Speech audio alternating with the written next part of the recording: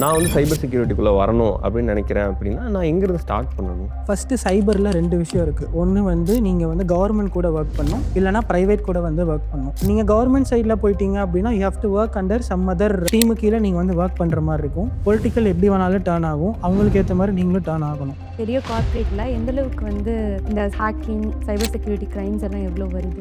ஒரு போர் வந்துச்சு பார்த்தீங்களா? இப்போ அதெல்லாம் நல்லா உன்னிப்பாக கவனிச்சிங்க அப்படின்னா ஃபஸ்ட்டு வந்து ஃபிசிக்கல் வார் பண்ணுறதுக்கு முன்னாடி ஃபஸ்ட்டு சைபர் வார் தான் பண்ணாங்க. அது வெளியில் அந்தளவுக்கு நியூஸில் வந்து கவரேஜ் ஆகலை. ட்ரம்ப் என்ன பண்ணாருன்னா அவர் வச்சிருக்கிற சேட்டலைட்ஸ் எல்லாம் யூஸ் பண்ணி அவர் என்ன பண்ணாங்க ஏது பண்ணுறாங்கன்றதெல்லாம் மானிட்டர் பண்ணிட்டு அதுக்கப்புறம் தான் அட்டாக்கை இனிஷியேட் பண்ணாங்க.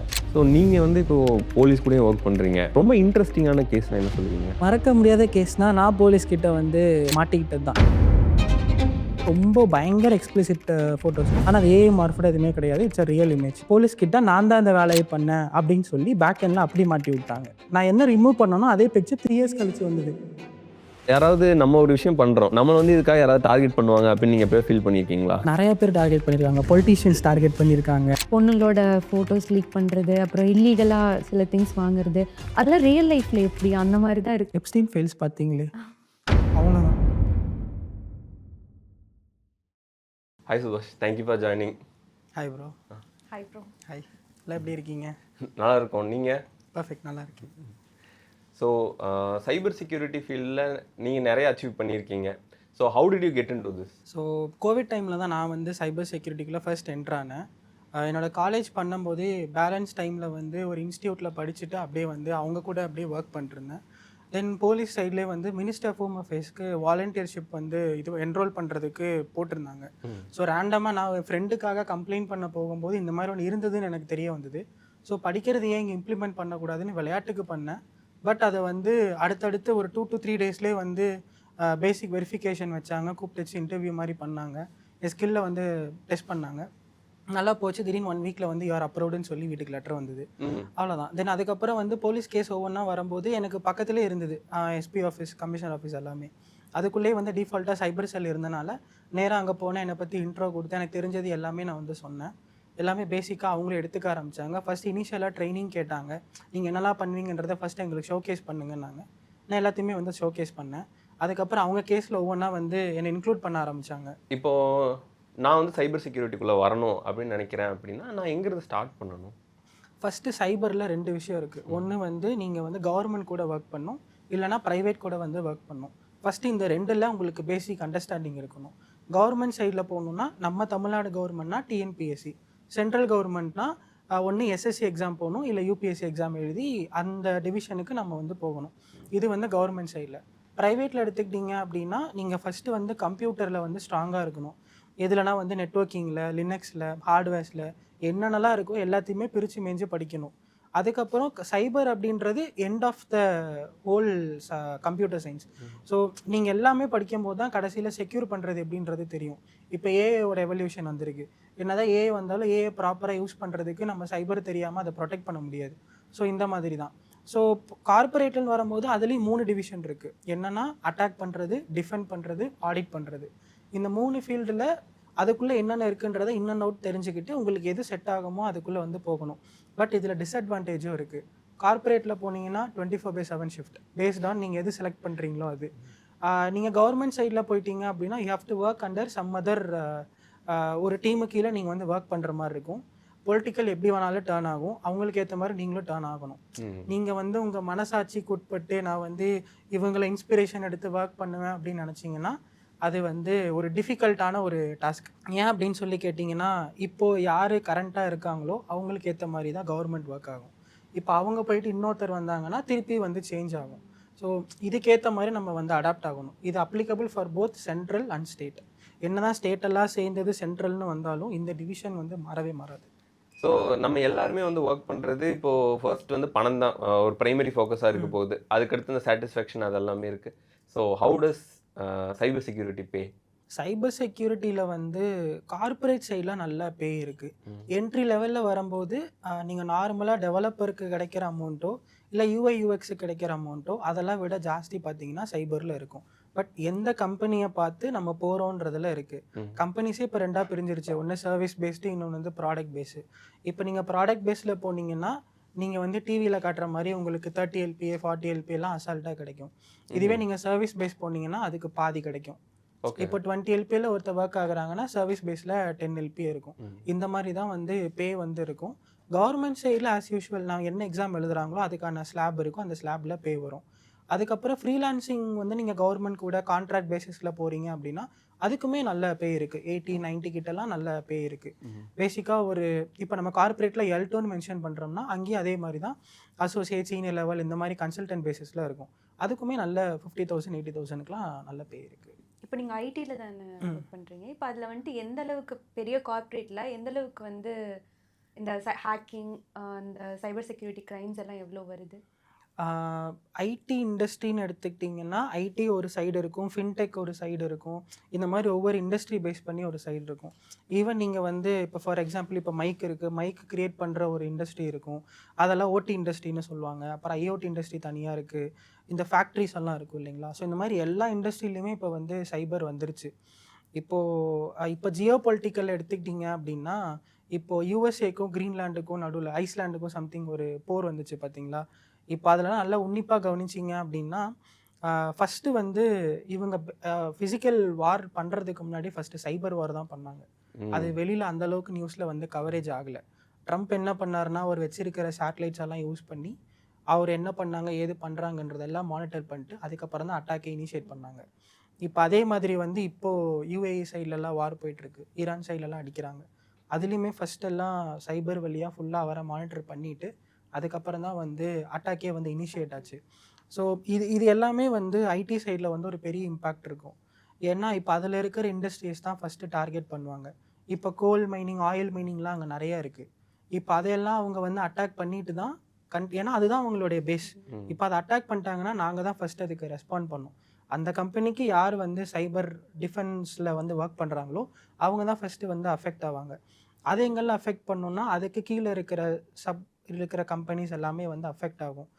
இப்போ ஐடி ஃபின்டெக் பேங்கிங் நீங்கள் எதை எடுத்தாலுமே வந்து டே டு டே வந்து இன்சிடென்ட்ஸ் வந்துகிட்டே தான் இருக்கும்.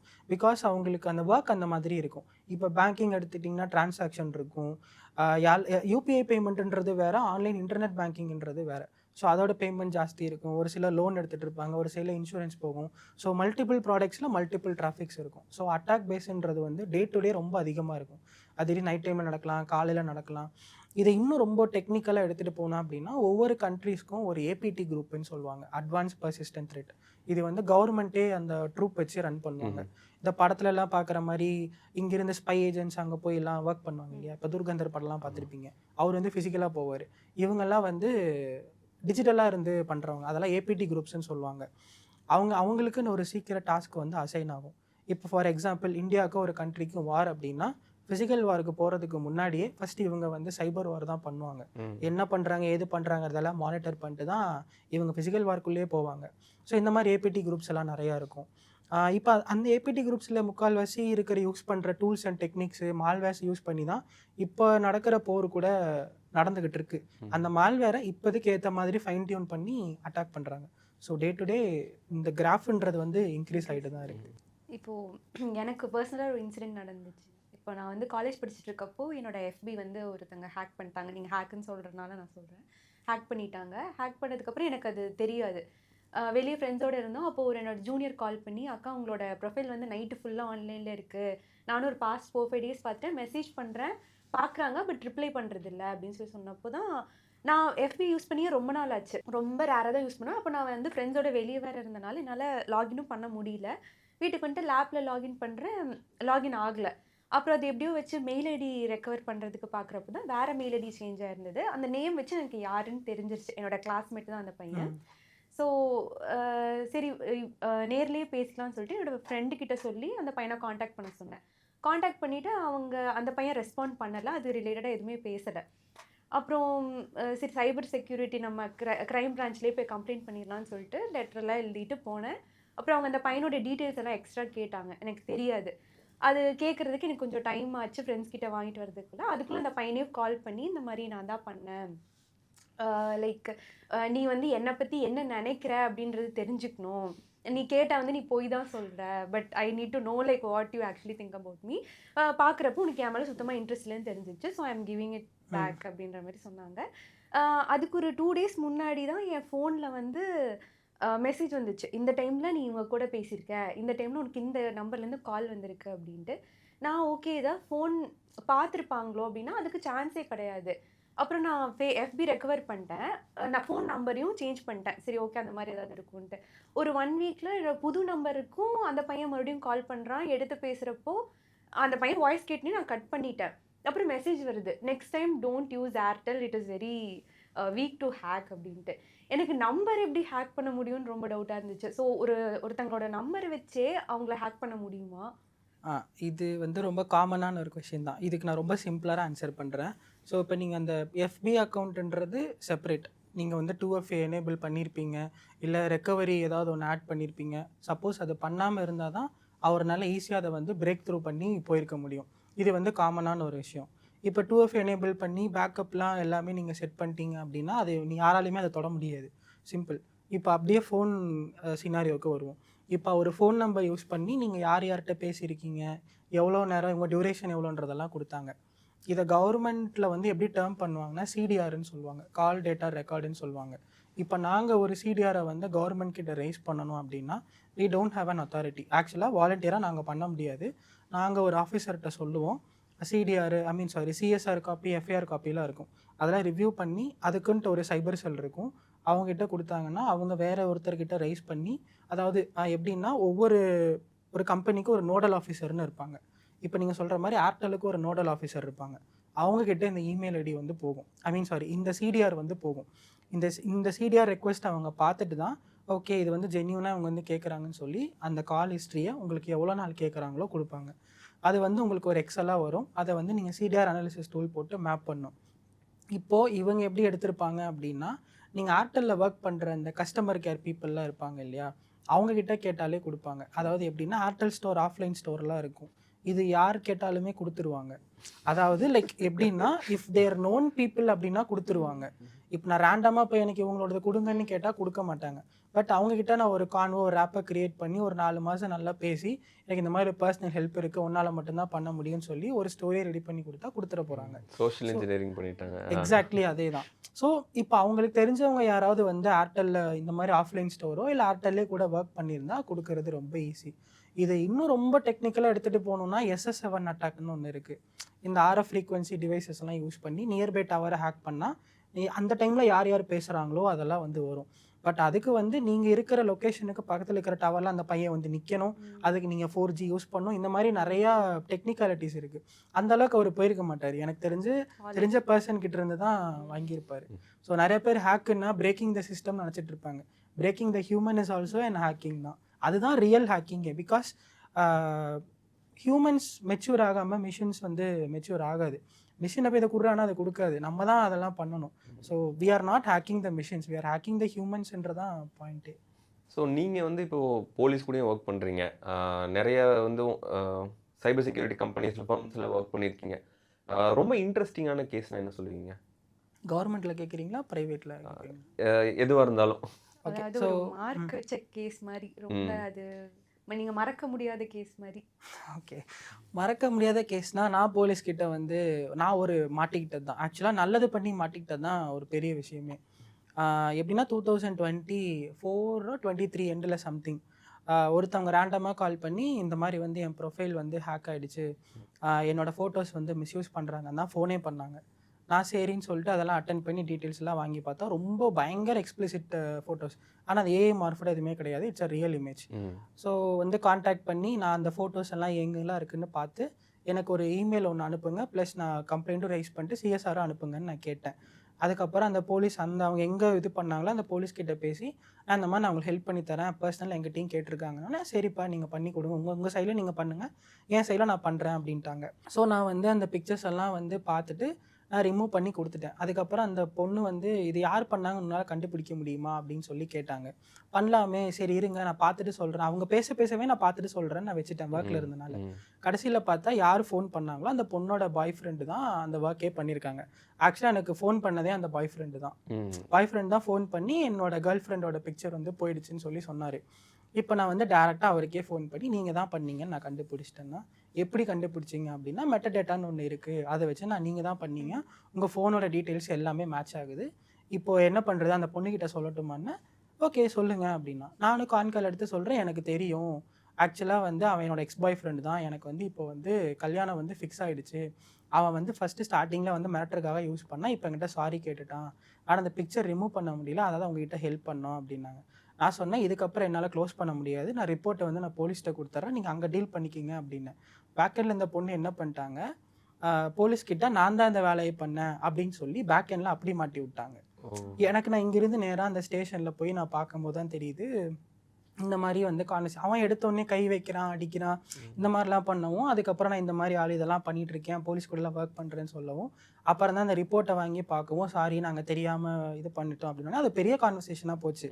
அதுக்கப்புறம் அவங்க வீட்டிலலாம் வர வச்சு இதுதான் நடந்திருக்குன்னு சொல்லவும், அப்புறம் அந்த பொண்ணு வந்து போயிடுச்சு, அவ்வளோதான் திட்டி வந்து அனுப்பி வச்சுட்டாங்க, நானும் கிளம்பிட்டேன். அதுக்கப்புறம் ஒரு 2 to 3 years கழிச்சு திருப்பி வேற ஒரு நம்பர்லேருந்து எனக்கு ஃபோன் வந்துச்சு. அப்புறம் ரேண்டமாக பேசும்போது பார்த்தா அதே பிக்சர், நான் என்ன ரிமூவ் பண்ணனோ அதே பிக்சர் 3 years கழிச்சு வந்தது. இதை யார் உங்களுக்கு கொடுத்தா அப்படின்னு கேட்டால், இல்லை இது என் ஒய்ஃபு அப்படின்னாங்க. இதே பிக்சர் 3 வருஷத்துக்கு முன்னாடி எனக்கு வந்துச்சு அப்படின்னு கேட்டேன். ஓ அது நீங்கள் தான் ரிமூவ் பண்ணதா அப்படின்னா, அப்போ நீங்கள் ரேண்டமாக என்ன காண்டாக்ட் பண்ணிங்களான்னு கேட்டால், ஆமாம் ஜி நீங்கள் யாருன்னே எனக்கு தெரியாது, ஒரு நிமிஷம் இருங்க அப்படின்னு சொல்லிட்டு இன்ஸ்டாகிராம் காலை கட் பண்ணிட்டு நார்மல் காலில் நம்பர் கொடுத்தோடனே திருப்பி கூப்பிட்டாரு. அதுக்கப்புறம் பேசும்போது தான் இந்த மாதிரி ப்ரீவியஸாக நடந்துச்சு, மறுபடியும் வந்து என்னால் இந்த பிக்சர்லாம் ரிமூவ் பண்ண முடியாது, ஸோ நீங்கள் என்ன பண்ண முடியுமோ நீங்கள் பார்த்துக்குங்க, நான் வந்து ஹெல்ப்புக்குன்னு அன்றைக்கி பண்ணும்போது நீங்கள் உங்களை காப்பாற்றிக்கிறதுக்கு என்ன மாட்டி விட்டீங்க, ஸோ இந்த தடவை நீங்கள் அதை பார்த்துக்குங்க அப்படின்னு சொல்லிட்டு விட்டேன். இப்போ வந்து அவங்க ஒய்ஃப் வந்து ப்ரெக்னெண்ட்டாக இருக்காங்களாமா, ஸோ இந்த பிக்சர் வைரல் ஆகும்போது it is affecting her mental health ஆமா. ஸோ அதனால் இவர் ரேண்டமாக பார்த்து என்னை கூப்பிட்டுருக்காரு, பட் அந்த சர்க்கிள் இங்கே தான் வந்து முடியணும்னு இருந்திருக்கு, மென்டல் ஹெல்த் எஃபெக்ட் ஆனது அவங்களுக்கு அப்போ தெரியல. ஸோ அதனால் வந்து நான் அதை அப்படியே விட்டுட்டேன். இது வந்து போலீஸ் சைடில் நடந்தது. கார்பரேட் சைடில் it is just a random things தான். கம்பெனிஸ் அட்டாக் ஆகிறது, ரேன்சம்வேர் இன்சிடென்ட் வருது, அதை நம்ம போய் ரெக்கவர் பண்ணுறது, இந்த மாதிரி நார்மல் தான். அது வந்து கம்பெனிஸ்க்கு தான் அஃபெக்ட் ஆகும், எங்களுக்கு ஒர்க் ப்ரெஷர் ஒன்று தான் இருக்கும், வேறு எதுவும் பெருசாக இருக்காது. கவர்மெண்ட் சைடில் தான் சொல்லிகிட்டே போகலாம், ஒரு நாளைக்கு ஒரு புது கேஸாக நிறையா வரும், அது எதுவுமே பண்ண முடியாது. இப்போ ரீசெண்டாக வந்து எனக்கு போன வருஷம் கூட ரிப்லாம் வந்து போட்டாங்க, December 31st வந்து நான் இறந்துட்டதான் சொல்லி. அது நாங்கள் ஒரு கம்யூனிட்டிஸ் ரன் பண்ணுறோம், அது வெளியே நிறையா பிரச்சனை எல்லாம் வந்துச்சு. ஸோ அதில் வந்து ரிப் ஃபோட்டோஸ்லாம் போட்டு நிறையா பிரச்சனை பண்ணாங்க. அப்புறம் அது போலீஸ் சைடில் வச்சு டீல் பண்ணி தான் அதை வந்து ரிசால்வ் பண்ணோம். இந்த மாதிரி நிறைய நடக்கும். இதை எப்படி ஹேண்டில் பண்ணுறீங்க இந்த மாதிரியான விஷயங்கள்லாம்? நீங்கள் ஈவன் இது வந்து உங்களை மட்டும் அஃபெக்ட் பண்ணாது, கம்ப்ளீட்டாக ஃபேமிலியும் அஃபெக்ட் பண்ணும். ஸோ வந்து இதை எப்படி நீங்கள் ஹேண்டில் பண்ணுறீங்க? ஆக்சுவலாக வந்து ஃபஸ்ட்டு இனிஷியலாக வரும்போது எனக்கு கஷ்டமாக தான் இருந்துச்சு, இது என்ன புதுசாக இருக்கே அப்படின்னு. பட் போக போக வந்து ஐ யூஸ் டு இட், இது நடந்தால் இது நடக்கும்னு தெரியும். ஆக்சுவலாக ஹெல்ப் பண்ணுற நமக்கே வந்து இவ்வளோ அஃபெக்ட் ஆகுதுன்னா, அப்போ அதில் ஆல்ரெடி அந்த அஃபெக்ட் ஆன பீப்புளுக்கோட மென்டல் ஹெல்த் எப்படி இருக்கும், ஸோ அதை அப்படி நினச்சிக்கிட்டு நான் வந்து இதை அப்படியே விட்டுடுவேன். பட் இது நான் அதை ரொம்ப இன்டெப்த்தாக எடுத்துகிட்டு நான் வந்து இதை ஸ்டாப் பண்ணிட்டேன் அப்படின்னா, தென் who will help for them அப்படின்ற மாதிரி ஒரு மைண்ட் செட் வந்துடும். அதனால் நான் அதை என்றைக்குமே அதை வந்து நான் ஸ்டாப் பண்ண மாட்டேன். What ever it is happening பண்ணி பார்த்துருவோம், இனி இருக்கிறது ஒரு லைஃப், ஃபேஸ் பண்ணிட்டு போக வேண்டியதான், நான் விட்டுருவேன், அவ்வளோதான். டூ யூ ஃபீல் லைக் யாராவது நம்ம ஒரு விஷயம் பண்ணுறோம், நம்மளை வந்து இதுக்காக யாராவது டார்கெட் பண்ணுவாங்க அப்படின்னு நீங்கள் எப்போ ஃபீல் பண்ணியிருக்கீங்களா? நிறைய பேர் டார்கெட் பண்ணியிருக்காங்க, பொலிட்டீஷியன்ஸ் டார்கெட் பண்ணியிருக்காங்க. நார்மலாக வந்து இந்த கேர்ள் ஃப்ரெண்ட்ஸ்க்கு இஷ்யூஸ்லாம் நிறைய வரும், அதில் வந்து நம்ம ஹெல்ப் பண்ணி கொடுப்போம். ஆக்சுவலாக பொண்ணு தப்பு பண்ணுறாங்களோ பையன் தப்பு பண்ணுறாங்களோ அது ரெண்டாவது, பட் யார் எங்கிட்ட அப்ரோச் பண்ணுறாங்களோ அவங்களுக்கு நான் ஹெல்ப் பண்ணி தான் ஆகணும். அதுதான் அட்வொகேட்ஸ், லாயர்ஸ் எல்லாருமே அதான் பண்ணுவாங்க. தப்பு யார் பண்ணாலும் அவங்கள டிஃபெண்ட் பண்ணி கொடுக்கறதான் வேலை, என் வேலையும் அதுதான். அதை எப்படி நீ வந்து பண்ணன்னு சொல்லி அவங்க சைட்லேருந்து எனக்கு நிறைய ரைஸ் ஆகும். அப்புறம் ரேண்டமாக நைட்டு ஃபோன் பண்ணிலாம் கண்டமேனிக்கு திட்டுவாங்க. இது ரொம்ப கேர்ள்ஸுக்கு யூஸ்வலாக இருக்கும். எப்படின்னா அவங்க நம்பர் ஏதோ நான் பழி வாங்குறன்ற பேரில் ஏதோ ஒரு 18+ வெப்சைட்டில் கமெண்ட்டில் போட்டு போயிடுவாங்க, இந்த நம்பர் வந்து கால் பண்ணுங்க இந்த நைட் அப்படின்னு. அந்த மாதிரி இதுக்குள்ளே நம்பர் கொடுத்துருக்காங்க. இந்த மாதிரிலாம் நிறைய நடந்திருக்கு. பழி வாங்கணுன்னா எப்படி வேணாலும் பண்ணலாம், இதெல்லாம் பண்ணுவாங்க. ஸ்கூல் டைமில் நம்மளாம் அந்த மொபைலில் வந்து எஸ்எம்எஸ் அனுப்புகிற பாம்பெல்லாம் நம்ம ட்ரை பண்ணிருப்போம். அந்த மாதிரி இப்போ இது வந்து ரொம்ப அட்வான்ஸ்டாக போயிட்டுருக்கு. இதெல்லாம் நார்மல். இப்போ பழி வாங்குறோன்ற பேரில் தானே எனக்கு ரிப் ஸ்டேட்டஸ்லாம் போட்டாங்க. இதெல்லாம் வந்து அது கிட்டத்தட்ட ரொம்ப வைரல் ஆச்சு. ஏகப்பட்ட குரூப்ஸ், என் கேரியரே கிட்டத்தட்ட அஃபெக்ட் ஆச்சு. யாரோ எங்கிருந்தோலாம் ஃபோன் பண்ணாங்க. ஒரு சிலர்லாம் வந்து ஓம் சாந்தின்னு போட்டு என்னென்னமோலாம் பண்ணாங்க. ஆக்சுவலாக ரொம்ப என்னை வந்து அஃபெக்ட் பண்ணுச்சு. வீட்டிலலாம் பார்த்து ஃபோன்லாம் பண்ணாங்க. எங்கள் அம்மா ஒரு மாதிரி இருந்தாங்க, எங்கள் அப்பா சிரிச்சுட்டே இருந்தார். சே எனக்கு தாண்டா இப்படி ஒரு கொடுப்பேன்னு சொல்லி அவர் ஜாலியாக சிரிச்சிட்டு இருந்தாரு. பட் அதை எடுத்துக்கிறவங்க மைண்ட் செட்டில் தான் அதாவது நம்ம இறந்துட்டா எத்தனை பேர் ஃபீல் பண்றாங்க அப்படின்ற ஒரு கவுண்ட் எனக்கு ஆக்சுவலி வந்து தெரிஞ்சுது. ஸோ நமக்கு வந்து எதிரிங்க எப்படி வந்து ரியாக்ட் பண்ணுவாங்க, அப்புறம் நம்ம ஃப்ரெண்ட்ஸ் எப்படி ரியாக்ட் பண்ணுவாங்க, அதெல்லாம் நான் லைவாக பார்த்த மாதிரி இருந்துச்சு. ஏன்னா அந்த டைமில் நான் யாரோட ஃபோன் காலுமே எடுக்கல. பிகாஸ் எல்லாத்திட்டையும் இந்த ஸ்டோரியை வந்து என்னால் வந்து சொல்ல முடியாது. நான் ஸ்டேட்டஸும் போட முடியாது, ஸ்டோரியும் போட்டால் அது ரொம்ப வந்து பெருசாக போகிற மாதிரி ஆகிடும். அதனால் நான் அப்படியே விட்டேன். நான் அது ரொம்ப ரசித்து தான் பார்த்தேன். அது ஆக்சுவலாக இன்ஸ்டாவில் எத்தனை பேர், வாட்ஸ்அப்பில் எத்தனை பேர், எல்லாத்தையும் கவுண்ட் எடுத்துச்சு. ஓகே இனிமேல் இவன்ட்ட பேசுகிறேன். ராஜ்கிரண் படுத்திருந்த மாதிரி படுத்திருந்துருக்கீங்க. சீரியஸாக நல்லா இருந்தது. அதுவும் எப்பன்னா December 31st நைட்டு நடக்குது. நியூ இயர் அன்னைக்கு நான் புதுசாக பிறந்த மாதிரி இருந்துச்சு. அது ஒரு நல்ல ஃபீல், சூப்பராக இருந்தது. அது யாருக்குமே அந்த மாதிரி ஒரு இது கிடைக்காது. ஏன்னா நார்மலாக நம்ம வெளியில் எக்ஸ்போஸ் ஆகாத பர்சன்னா ஒரு 10 பேர் சரௌண்டிங்கில் போயிடும். நான் கொஞ்சம் வெளியில் எக்ஸ்போஸ் ஆகிருக்கேன். நான் வந்து சோஷியல் மீடியாவில் அந்த அளவுக்கு எக்ஸ்போஸ் ஆகலனாலும் என் கனெக்ஷன்ஸ் ரொம்ப ஜாஸ்தி. இவன் போடுறது வந்து எல்லா குரூப்ஸ்லையும் போடும்போது அது நல்லா வைரல் ஆச்சு. சூப்பராக இருந்தது அது பார்க்கும்போது. எதுவுமே ரெஸ்பாண்ட் பண்ணல. அது எங்கள் ஃப்ரெண்ட்ஸ் எல்லாம் நிறைய பேர் ட்ரை பண்ணி இல்லை இஸ் அலைவ் அப்படின்னா, நான் பக்கத்தில் தாங்க இருக்கேன், இவர் டெட் பாடி இங்கே தான் இருக்குன்ற அளவுக்கு அவன் சொல்கிறான். அதெல்லாம் வந்து நல்லா இருந்துச்சு. நான் அதெல்லாம் சிரிச்சு பார்த்துட்டு இருந்தேன். ஒரு சில டைம் வந்து டென்ஷன் ஆகும். ஏன்னா இவன் பழி வாங்கணும்னா எவ்வளவோ இருக்குது, இதெல்லாம் வச்சு பழி வாங்குறான்னு ஒரு சைடில் டென்ஷன் இருக்கும். பட் இன்னொரு சைட்ல இத்தனை பேர் நமக்காக வந்து பேசுறாங்கன்ற போது அது ஒரு தனி ஃபீலா இருந்தது. அப்புறம் அவர் என்ன பண்ணீங்க? அவரை போலீஸ்ட்ட சொன்னோம், ரிமாண்ட் பண்ணாங்க, அதுக்கான நெசசரி ஆக்ஷன்ஸ் எடுத்தாங்க, அது அப்படியே க்ளோஸ் ஆயிடுச்சு. இப்போ போலீஸ் வந்து உங்க கேஸ்ல வந்து ஆக்ஷன் எடுத்தாங்க. இந்த மாதிரி சைபர் கிரைம்ஸ்ல how effective is police? Police actually வந்து எஃபெக்டிவாக தான் ஒர்க் பண்ணுறாங்க. பட் பெரிய ட்ராபேக் என்ன அப்படின்னா, பீப்புள் கம்ப்ளைண்ட் பண்ணுறதுக்கு யோசிக்கிறாங்க. என் ஐடென்டிட்டி எக்ஸ்போஸ் ஆகிடுமோ, நம்மளோட டிபிக்கல் மைண்ட் செட் அப்படி தான் இருக்கும் நம்ம சொசைட்டி பொறுத்த வரைக்கும். யாராவது ஏதோ ஒன்று சொல்லிட்டோம்னா ரொம்ப சென்சிட்டிவாக எடுத்துப்பாங்க. ஸோ அப்படி இருக்கும்போது இது வெளியே தெரிஞ்சால் என்ன ஆகுன்ற பயத்திலே பாதி பேர் கம்ப்ளைண்ட் ஃபைல் பண்ண மாட்டாங்க. ஆனால் திருப்பி போய் போலீஸை தான் வந்து குறை சொல்லுவாங்க, இவங்க எதுவும் பண்ணுறதே இல்லை அப்படின்னு. நீ சொன்னாதான் அவங்க பண்ணுவாங்க. அதனால் அதே மாதிரி அவங்களோட ரெஸ்பான்ஸ் டைம்னு ஒன்று இருக்குது. ஏன்னா இப்போ 1 லட்சம் பீப்புளுக்கு 10 போலீஸ் தான் இருப்பான். அப்போ 10 பேர் 1 லட்சம் பேர் எப்படி பார்ப்பாங்க? இப்போ ஒரு கோயம்புத்தூர்னு சிட்டி எடுத்துட்டிங்கன்னா மொத்த போலீஸ்காரன் பார்த்தீங்கன்னாலே கிட்டத்தட்ட ஒரு 1000 பேர் தான் இருப்பாங்க. ஆனால் சிட்டியில் 1 லட்சம் பேர் 1.5 லட்சம் பேர் இருப்பாங்க. 1000 பேர் எப்படி 1.5 லட்சம் பேரை பார்க்க முடியும்? அவங்க வேலை ரொம்ப உங்களால் முடியாத ஒரு விஷயத்த தான் அவங்க வந்து காப்பாற்றுவாங்க. நீ வேணும்ட்டே குழியில் கொண்டு போய் விழுந்துட்டு எனக்கு ஃபோன் பண்ணி காப்பாற்றுனா அவன் எப்படி வருவான்? அதுவும் இல்லாமல் சைபர் கிரைம் நீங்கள் சொல்கிறது 1000னா அது ஃபார் என்டையர் சிட்டி. சைபர் கிரைம்னா இன்னுமே ரொம்ப லிமிட்டட் தான், ஹேண்ட்ஃபுல் ஆஃப் பீப்புள். 10 பேர் தான் இருப்பாங்க. ஒரு ஒரு ஒரு சிட்டிக்குன்னு ஒரு சைபர் செல் தான் இருக்கும். மேபி எஸ்பியில் ஒன்று, கமிஷன் ஆஃபீஸில் ஒன்று வச்சாலும் 50 பேருன்னே வச்சுக்கோங்களேன். 1.5 லட்சத்துக்கு 50 பேர் எப்படி பார்த்தோம்? அதுதான் பாயிண்ட்டு. ஸோ பீப்புளோட கையில் தான் இருக்குது. அவங்க 1000 விஷயம் சொல்லுவாங்க, நம்ம அதை ஃபாலோ பண்ணணும். அந்த போஸ்ட் வரும்போது தள்ளி விட்டுட்டு அடுத்த போஸ்ட் பார்த்தீங்கன்னா அப்புறம் கஷ்டம்தான். இப்போ நான் வந்து ஒரு 1.5 years முன்னாடி பார்த்தீங்கன்னா என்னோட இன்ஸ்டாகிராம் வந்து ப்ரைவேட் அக்கௌண்ட்டில் 0 போஸ்ட்டு. அப்புறம் நாங்கள் இந்த யூடியூப் சேனல் ஸ்டார்ட் பண்ணதுக்கப்புறம் நம்ம அது ஓகே பழகிருச்சு. ஸோ நிறைய பேஜஸில் பார்க்குறப்போ எடிட் பண்ணி இல்லை நார்மலாக ஒரு இன்அப்ரோப்ரியேட்டான பேஜ்லலாம் ஃபோட்டோஸ் போடுறாங்க. நீங்களே எனக்கு பர்சனலாக நிறைய ஹெல்ப் பண்ணி கொடுத்துருக்கீங்க நான் உங்களுக்கு ஷேர் பண்ணப்போ. பட் நான் லாஸ்ட் டைம் வந்து நான் ட்ரை பண்ணேன், ஓகே நம்ம சைபர் கிரைம் அந்த வெப்சைட் நீங்கள் ஒன்று ஷேர் பண்ணி கவர்மெண்ட் வெப்சைட் அதில் போகலாம் அப்படின்னு சொல்லிட்டு ஸ்க்ரீன்ஷாட்ஸ் எல்லாம் எடுத்து ஷேர் பண்ணேன். இப்போ ரீசெண்டாக 2-3 days தான் இருக்கும். அது வந்து எனக்கு அக்னாலேஜ் ஆகிடுச்சுன்னு வந்துருச்சு. அப்புறம் ட்ரான்ஸ்ஃபர் டு பர்டிகுலர் பிரான்ச்னு வந்துருச்சு. இப்போ இது எப்படி ப்ராசஸ் ஆகும் பேக் எண்டில் எப்படின்னு கேட்டிங்கன்னா, இப்போ வெப்சைட்டில் நீங்கள் எவிடன்சஸ் எல்லாம் அப்லோட் பண்ணிட்டீங்க.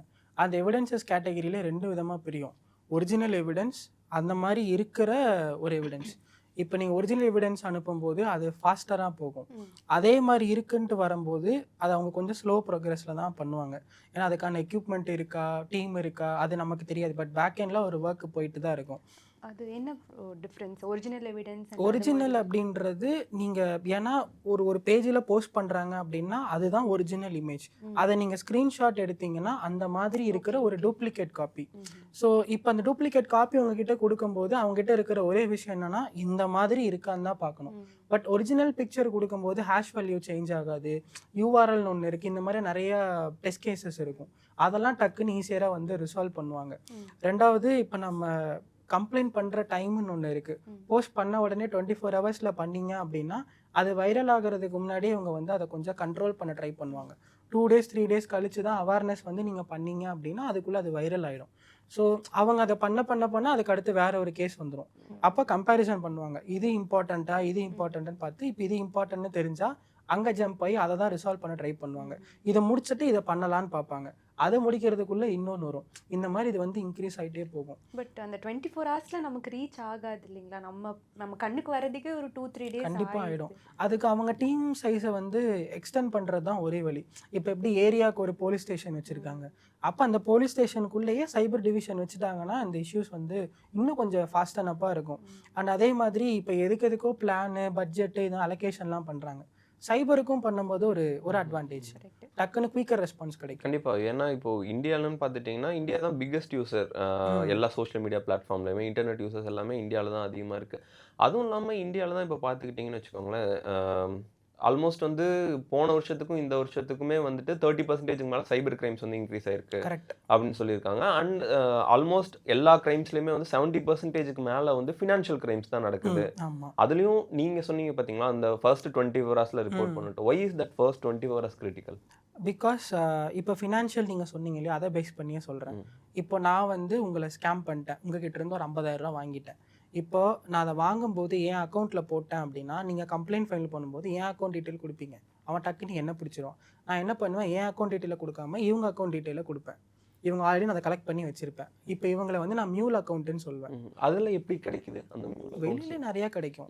இப்போ எங்கே போனாலும் ஆதார் கேட்குறாங்க, பேங்க் டீட்டெயில் கேட்குறாங்க, பாஸ்புக்கோட ஃப்ரெண்ட் ஃபோட்டோ கேட்குறாங்க. இந்த மாதிரி கேட்கும்போது அந்த டேட்டா வெளியில் ஷேர் ஆகும். இது நிறையா படத்தில் கூட வந்திருக்கு. எப்படின்னா இப்போ ஏதோ ஒரு காப்பியை ஜெராக்ஸ் எடுக்க போவீங்க, அவன் ஒரு காப்பி தான் எடுப்பானான்னு யாருக்குமே தெரியாது, 2 காப்பி எடுத்து வச்சிருக்கலாம்.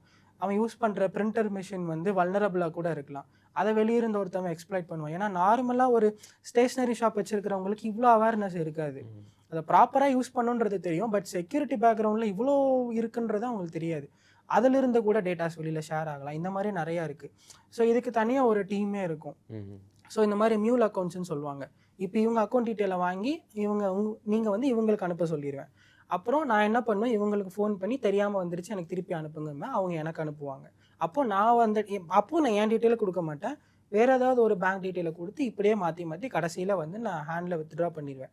இப்போ நீங்கள் 24 ஹவர்ஸில் ரிப்போர்ட் பண்ணிங்கன்னா இங்கேருந்து இங்கே வர இந்த ட்ரையாங்கிளில் நீங்கள் டக்குன்னு பிடிச்சிடலாம். இப்போ அதை தாண்டிடுச்சுன்னு வச்சுக்கோங்களேன், இவங்க எனக்கு அனுப்பிச்சிட்டு நான் இன்னொருத்தனுக்கு அனுப்புறதுக்குள்ளே அது நீங்கள் எத்தனை பேரை நீங்கள் தேடுவீங்க, அது காணாமல் போயிடும். அண்ட் அதே மாதிரி இப்போ இவங்க இங்கே வந்து தமிழ்நாட்டில் இருந்தாங்கன்னா உங்களுக்கு கம்ஃபர்டபுள். இதுவே இவங்க நார்த் இந்தியாவில் இருந்தாங்கன்னா ஓகே ரொம்ப கஷ்டம். நீங்கள் இங்கேருந்து ஸ்டேட்டை விட்டு ஸ்டேட்டை தாவி நீங்கள் அவங்கக்கிட்ட கான்டாக்ட் பண்ணி இந்த டீட்டெயிலை கொடுத்து அவன் என்ன பிஸியாக இருப்பானா என்ன பண்ணுவான்னு தெரியாது. இப்போ அவங்ககிட்ட கேட்டாலும் நம்ம வாங்கணும். இது அதனால தான் 24 ஹவர்ஸ் டைம் லிமிட்டை வந்து ரொம்ப ஸ்ட்ரிக்டாக ஃபாலோ பண்ணுறாங்க. அண்ட் அதே மாதிரி இப்போ அதையும் மீறி அவங்களால ட்ரேஸ் பண்ண முடியல அப்படின்னா பேங்க்ல இருந்து அந்த அக்கௌண்ட்டை வந்து ரிவர்ஸ் பண்ணுற ஆப்ஷன் வந்து 24 ஹவர்ஸில் இருக்குது.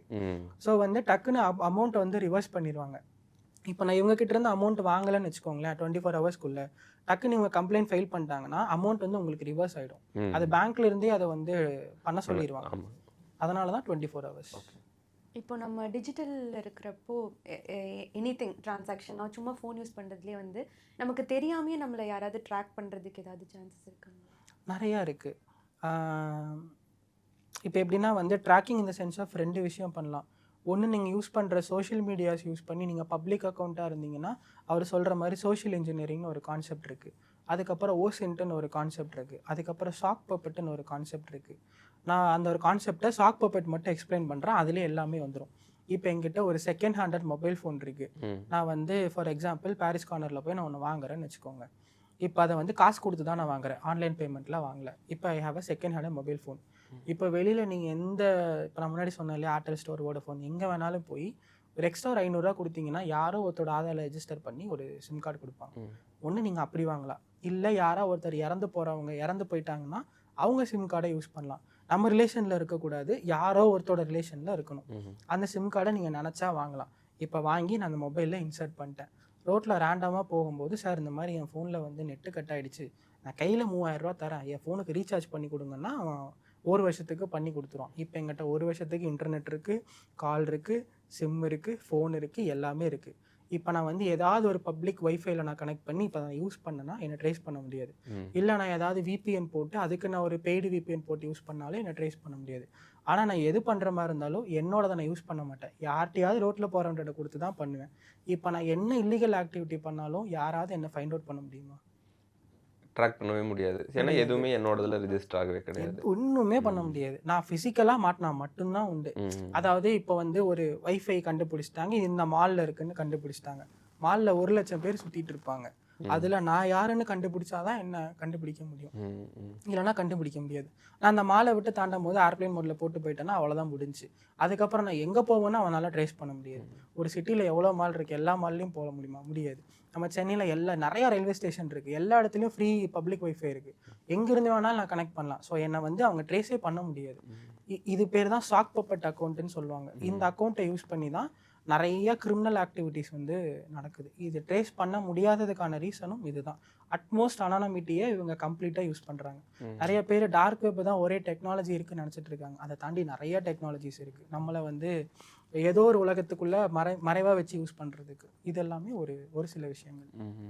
இப்போது படத்துலலாம் டார்க் வெப் காட்டுறாங்க இல்லைங்களா, அதில் வந்துட்டு பொண்ணுங்களோட ஃபோட்டோஸ் லீக் பண்ணுறது, அப்புறம் இல்லீகலாக சில திங்ஸ் வாங்குறது, அதெல்லாம் ரியல் லைஃப்பில் எப்படி அந்த மாதிரி தான் இருக்குது? எப்ஸ்டீன் ஃபைல்ஸ் பார்த்தீங்களே, அவ்வளோதான்.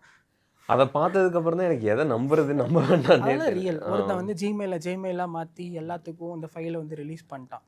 ஆக்சுவலாக இப்போ அவர் வந்து சின்ன குழந்தைங்களை வந்து எல்லா பெரிய ஆட்களுக்கும் இது பண்ணி பிளாக்மெயில் பண்ணுறாங்க. இது வந்து நார்மலாக ஒன்று இருக்குது.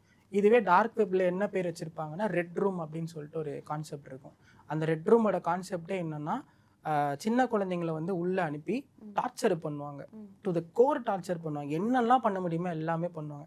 எல்லாமே வயசுக்கு வராத பொண்ணுங்களாக தான் இருப்பாங்க. வயசுக்கு வந்த பொண்ணுங்களாம் பண்ண மாட்டாங்க. இந்த மாதிரி டார்க் வெப்பில் வந்து நீங்கள் வந்து பிட்காயின்ஸ்லேயோ இல்லை நீங்கள் ஏதோ ஒரு மூலிமா பேமெண்ட் பண்ணி அந்த வீடியோஸை நீங்கள் பார்க்கலாம். அவ்வளோதான் கான்செப்ட். ரீசெண்டாக நிறையா படம் கூட வந்துச்சு. எனக்கு எக்ஸாக்டாக பேர் ஞாபகம் இல்லை, but it's a Kannada movie. அதில் கூட அவர் வந்து போலீஸ்காரராக இருப்பார். ஃபைனலில் கிளைமேக்ஸில் பார்த்தா அந்த மாதிரி விஷயத்த தான் வந்து பண்ணிகிட்டு இருப்பாங்க. ஸோ இந்த மாதிரி நிறையா படமும் இருக்குது. இதெல்லாமே வந்து ரெட் ரூம் ரிலேட்டட் கான்செப்ட் தான். டார்க் வெப்பில் இந்த மாதிரி விஷயமும் இருக்குது. இல்லீகல் ஆக்டிவிட்டீஸ் நிறையா இருக்குது. ட்ரக்ஸு சேல் பண்ணுறது, கிரெடிட் கார்டு சேல் பண்ணுறது, அதுக்கப்புறம் ஐஃபோன்ஸ் வாங்குறது, வெப்பன்ஸு சேல் பண்ணுறது, அதுக்கப்புறம் இந்த மாதிரி சாக் பப்பெட் அக்கௌண்ட்ஸை சேல் பண்ணுறது, இந்த மாதிரி நிறையா இருக்கும் டார்க் வெப்பில். அதாவது 3 லேயர் ஆஃப் வெப் இருக்கும். Surface web, deep web, dark வெப்பு.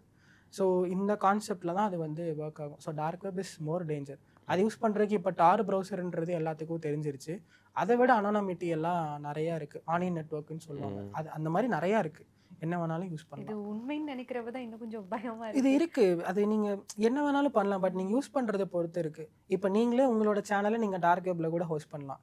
அது எல்லாரும் அங்கே போய் பார்க்கலாம். ஸோ அதுவும் ஒரு வெப்பு தான், பட் நான் யாருன்னு சொல்லக்கூடாத ஒரு வெப், அவ்வளோதான். நம்ம ஃபோன்ஸில் கேமராவை ஹேக் பண்ணி நம்மளுக்கே தெரியாமல் ஆப்ரேட் பண்ணலான்ற மாதிரி ஒரு விஷயம் இருக்கு. அது உண்மைதான். இப்போ முன்னாடி வந்து ஒவ்வொன்றுக்கும் ஒரு எக்ஸ்ப்ளாய்ட் இருக்கும். அந்த எக்ஸ்ப்ளாய்ட்டை யூஸ் பண்ணி அட்டாக் பண்ணுவாங்க. இப்போ ஃபோனோட செக்யூரிட்டி வந்து ரொம்ப இன்க்ரீஸ் ஆகிடுச்சு. நான் எக்ஸ்ப்ளாய்ட் பண்ணுன்னா 2 விதத்தில் தான் பண்ண முடியும். ஒன்று, உங்களோட ஃபோன்லேயே டிஃபால்ட்டாக அந்த வல்னரபிலிட்டி இருக்கணும். அதை எக்ஸ்ப்ளாய்ட் பண்ணி உங்கள் ஆக்சஸாக நான் எடுக்கணும். இல்லைனா ஏதோ ஒரு அப்ளிகேஷனை உங்கள் ஃபோனில் நான் இன்ஸ்டால் பண்ணணும். அது வித் யார் திங். இல்லை அப்படின்னா உங்களுக்கு தெரியாமல் நான் அதை பண்ணணும். என்னமோ ஒன்று, பட் அந்த அப்ளிகேஷனை நான் இன்ஸ்டால் பண்ணணும். தெரியாமனா எந்த மாதிரி? தெரியாமன்னா வந்து லைக் எப்படி சொல்கிறது, நிறைய பேர் இந்த டெவலப்பர் ஆப்ஷன்லாம் எனேபிள் பண்ணுவாங்க. அது வழியாக ஒரு போர்ட்டு வந்து ஓப்பன் ஆகும். அப்போ அது ஓப்பன் ஆகும்போது யூ ஆர் வல்னரபிள். ஸோ உங்கள் ஃபோனை நான் வந்து ஆக்சஸ் பண்ணலாம். ஏடிபின்னு சொல்லுவாங்க. ஏடிபி கனெக்ஷன் வழியாக பண்ணலாம். இல்லை உங்கள் வைஃபை, நீங்கள் வீட்டில் யூஸ் பண்ணுற வைஃபைக்கு நான் கனெக்ட் ஆகிட்டேன்னா அது வழியாக ஒரு ஆப்பை இன்ஸ்டால் பண்ணலாம். எல்லாமே ஒரு எக்ஸ்ப்ளாய்ட் தான். இதுதான் இந்த ஒரே டெஸ்ட் கேசஸ் தான் இருக்குன்ட்டு இல்லை, நிறையா டெஸ்ட் கேசஸ் இருக்குது. அதில் ஏதோ ஒன்று எடுத்து நம்ம வந்து பண்ணலாம். கடைசியாக அந்த ஆப்பை இன்ஸ்டால் பண்ணிட்டேன்னா your whole access control is on me. So நான் என்ன வேணாலும் பண்ணலாம். இதுக்கு முன்னாடிலாம் வந்து வாட்ஸ்அப்பில் ஒரு வல்னரபிலிட்டி இருந்துச்சு. 2016-15 சம்திங் நினைக்கிறேன். ஒரு லிங்க்கை நான் உங்களுக்கு அனுப்புவேன். அந்த லிங்க் உங்களுக்கு ரிசீவ் ஆனாலே ஸ்க்ரீன்ஷாட் அப்படியே எனக்கு வரும். இப்போல்லாம் அது வந்து ஃபிக்ஸ் பண்ணிட்டாங்க. அதெல்லாம் எப்போ 10 வருஷத்துக்கு முன்னாடி இருந்தது. இப்போல்லாம் அந்த மாதிரி இல்லை. ஸோ எக்ஸ்ப்ளாய்ட் வர உங்களுக்கு புது அட்டாக் வரும். பட் படத்தில் காட்டுற மாதிரிலாம் இன்டெப்த்தெல்லாம் பண்ண முடியாது. ஏன்னா இப்போ அவ்வளோ செக்யூரிட்டி வந்து இம்ப்ரூவ் ஆகிடுச்சு. அந்த அளவுக்கு மொபைல் வந்து வீக்காக இருந்துச்சுன்னா இன்னத்துக்கு அந்த மார்க்கெட்லேயே இருந்திருக்காது, தூக்கியிருப்பாங்க. அந்த மாதிரி தான்.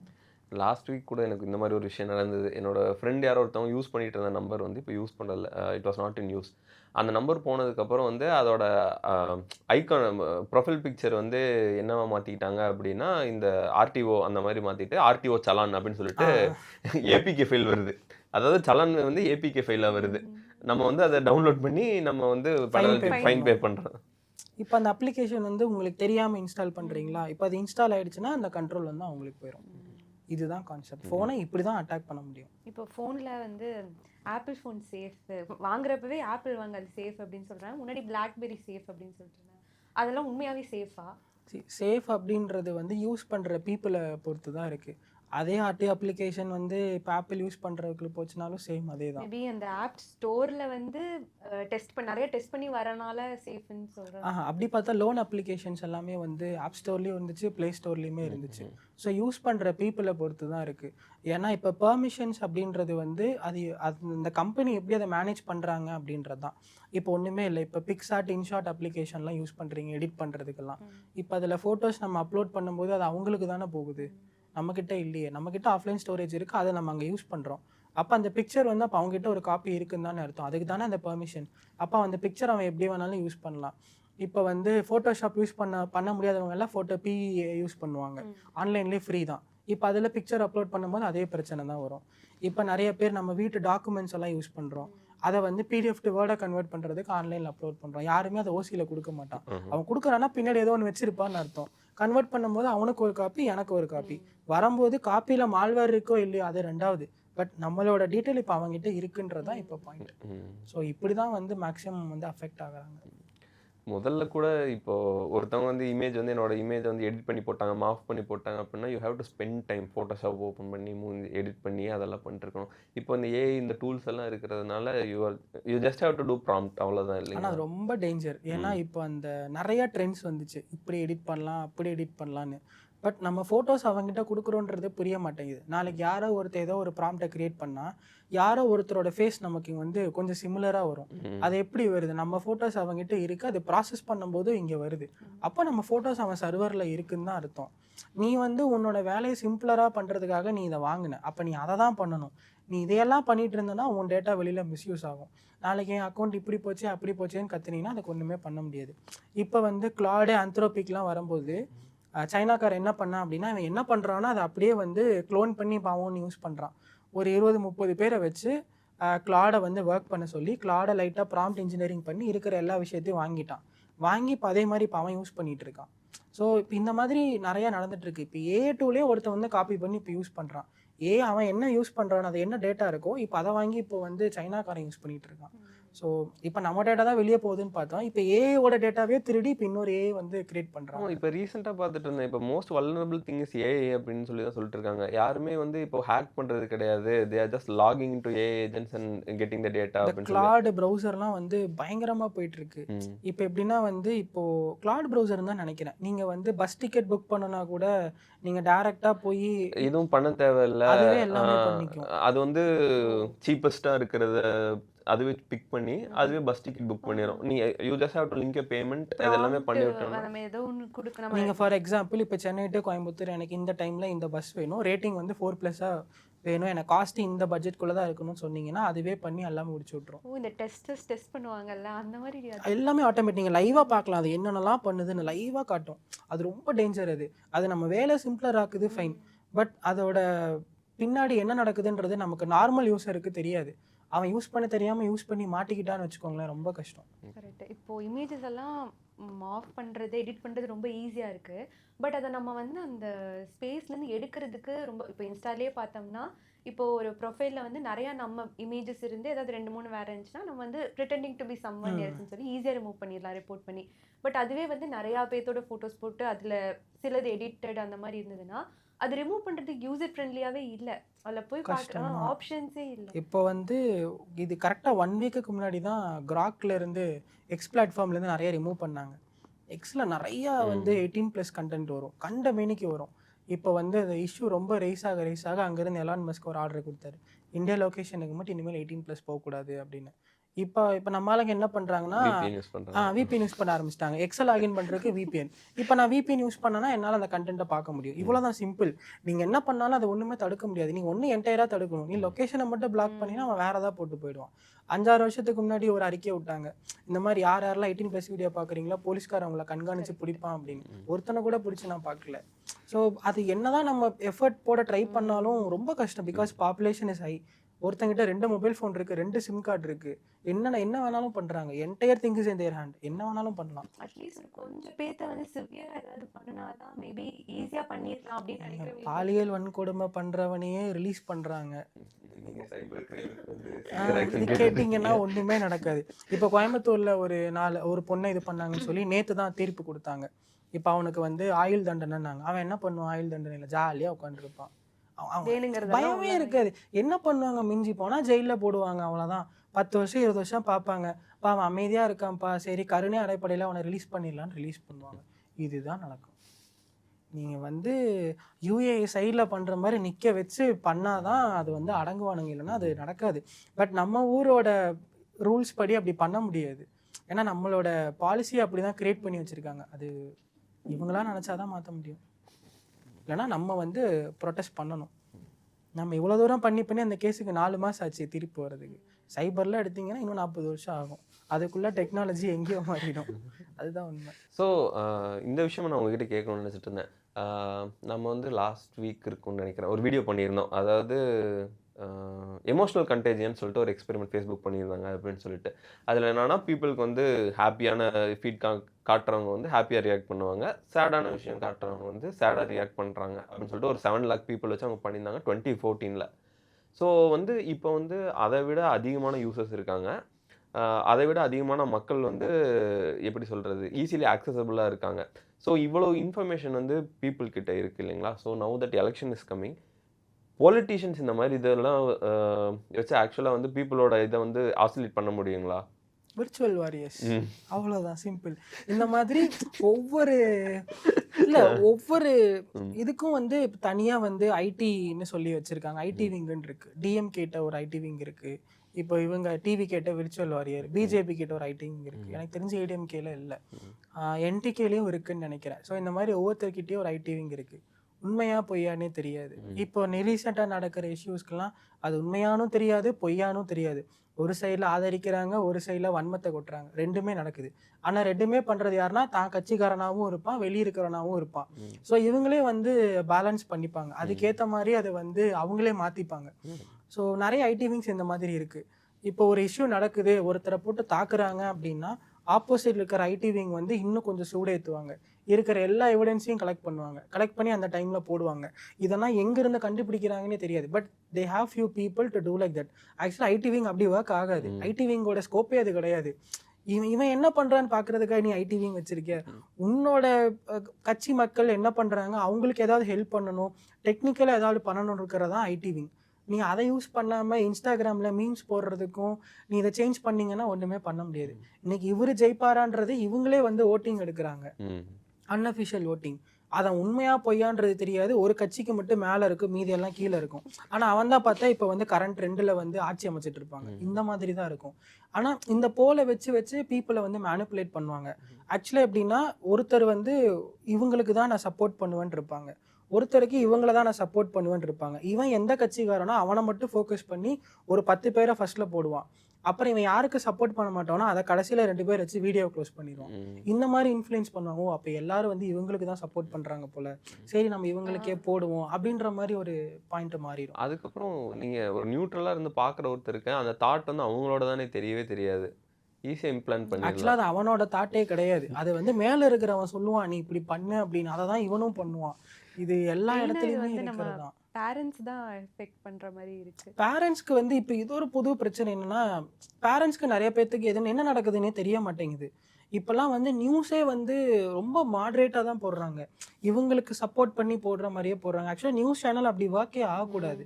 அவங்க வந்து இங்கே என்ன நடக்குதோ அதை தான் அவங்க வந்து போடணும். பட் அவங்க வந்து ஒரு ரொம்ப உன்னிப்பாக கவனித்து பார்த்தீங்கன்னா சப்போர்ட் பண்ணுற மாதிரி இருக்கும். இந்த தனி ஒருவன் படத்தில் கடைசி கிளைமேக்ஸில் ஒரு சீன் போடுவாங்க, நான் இந்த பேப்பரில் இந்த சைடில் இந்த நியூஸை பார்த்தேன், 4 பேஜ் பக்கம் திரும்பும் போது தான் தெரியுது இதுக்கு ஒரு லிங்க் இருக்குது அப்படின்னு. இதெல்லாமே உண்மை. ரொம்ப இன்வெஸ்டிகேஷன் ஜேர்னலாக பார்த்தீங்கன்னா இது ஒரு பெரிய நெட்வொர்க்காகவே உள்ளே இருக்கும்.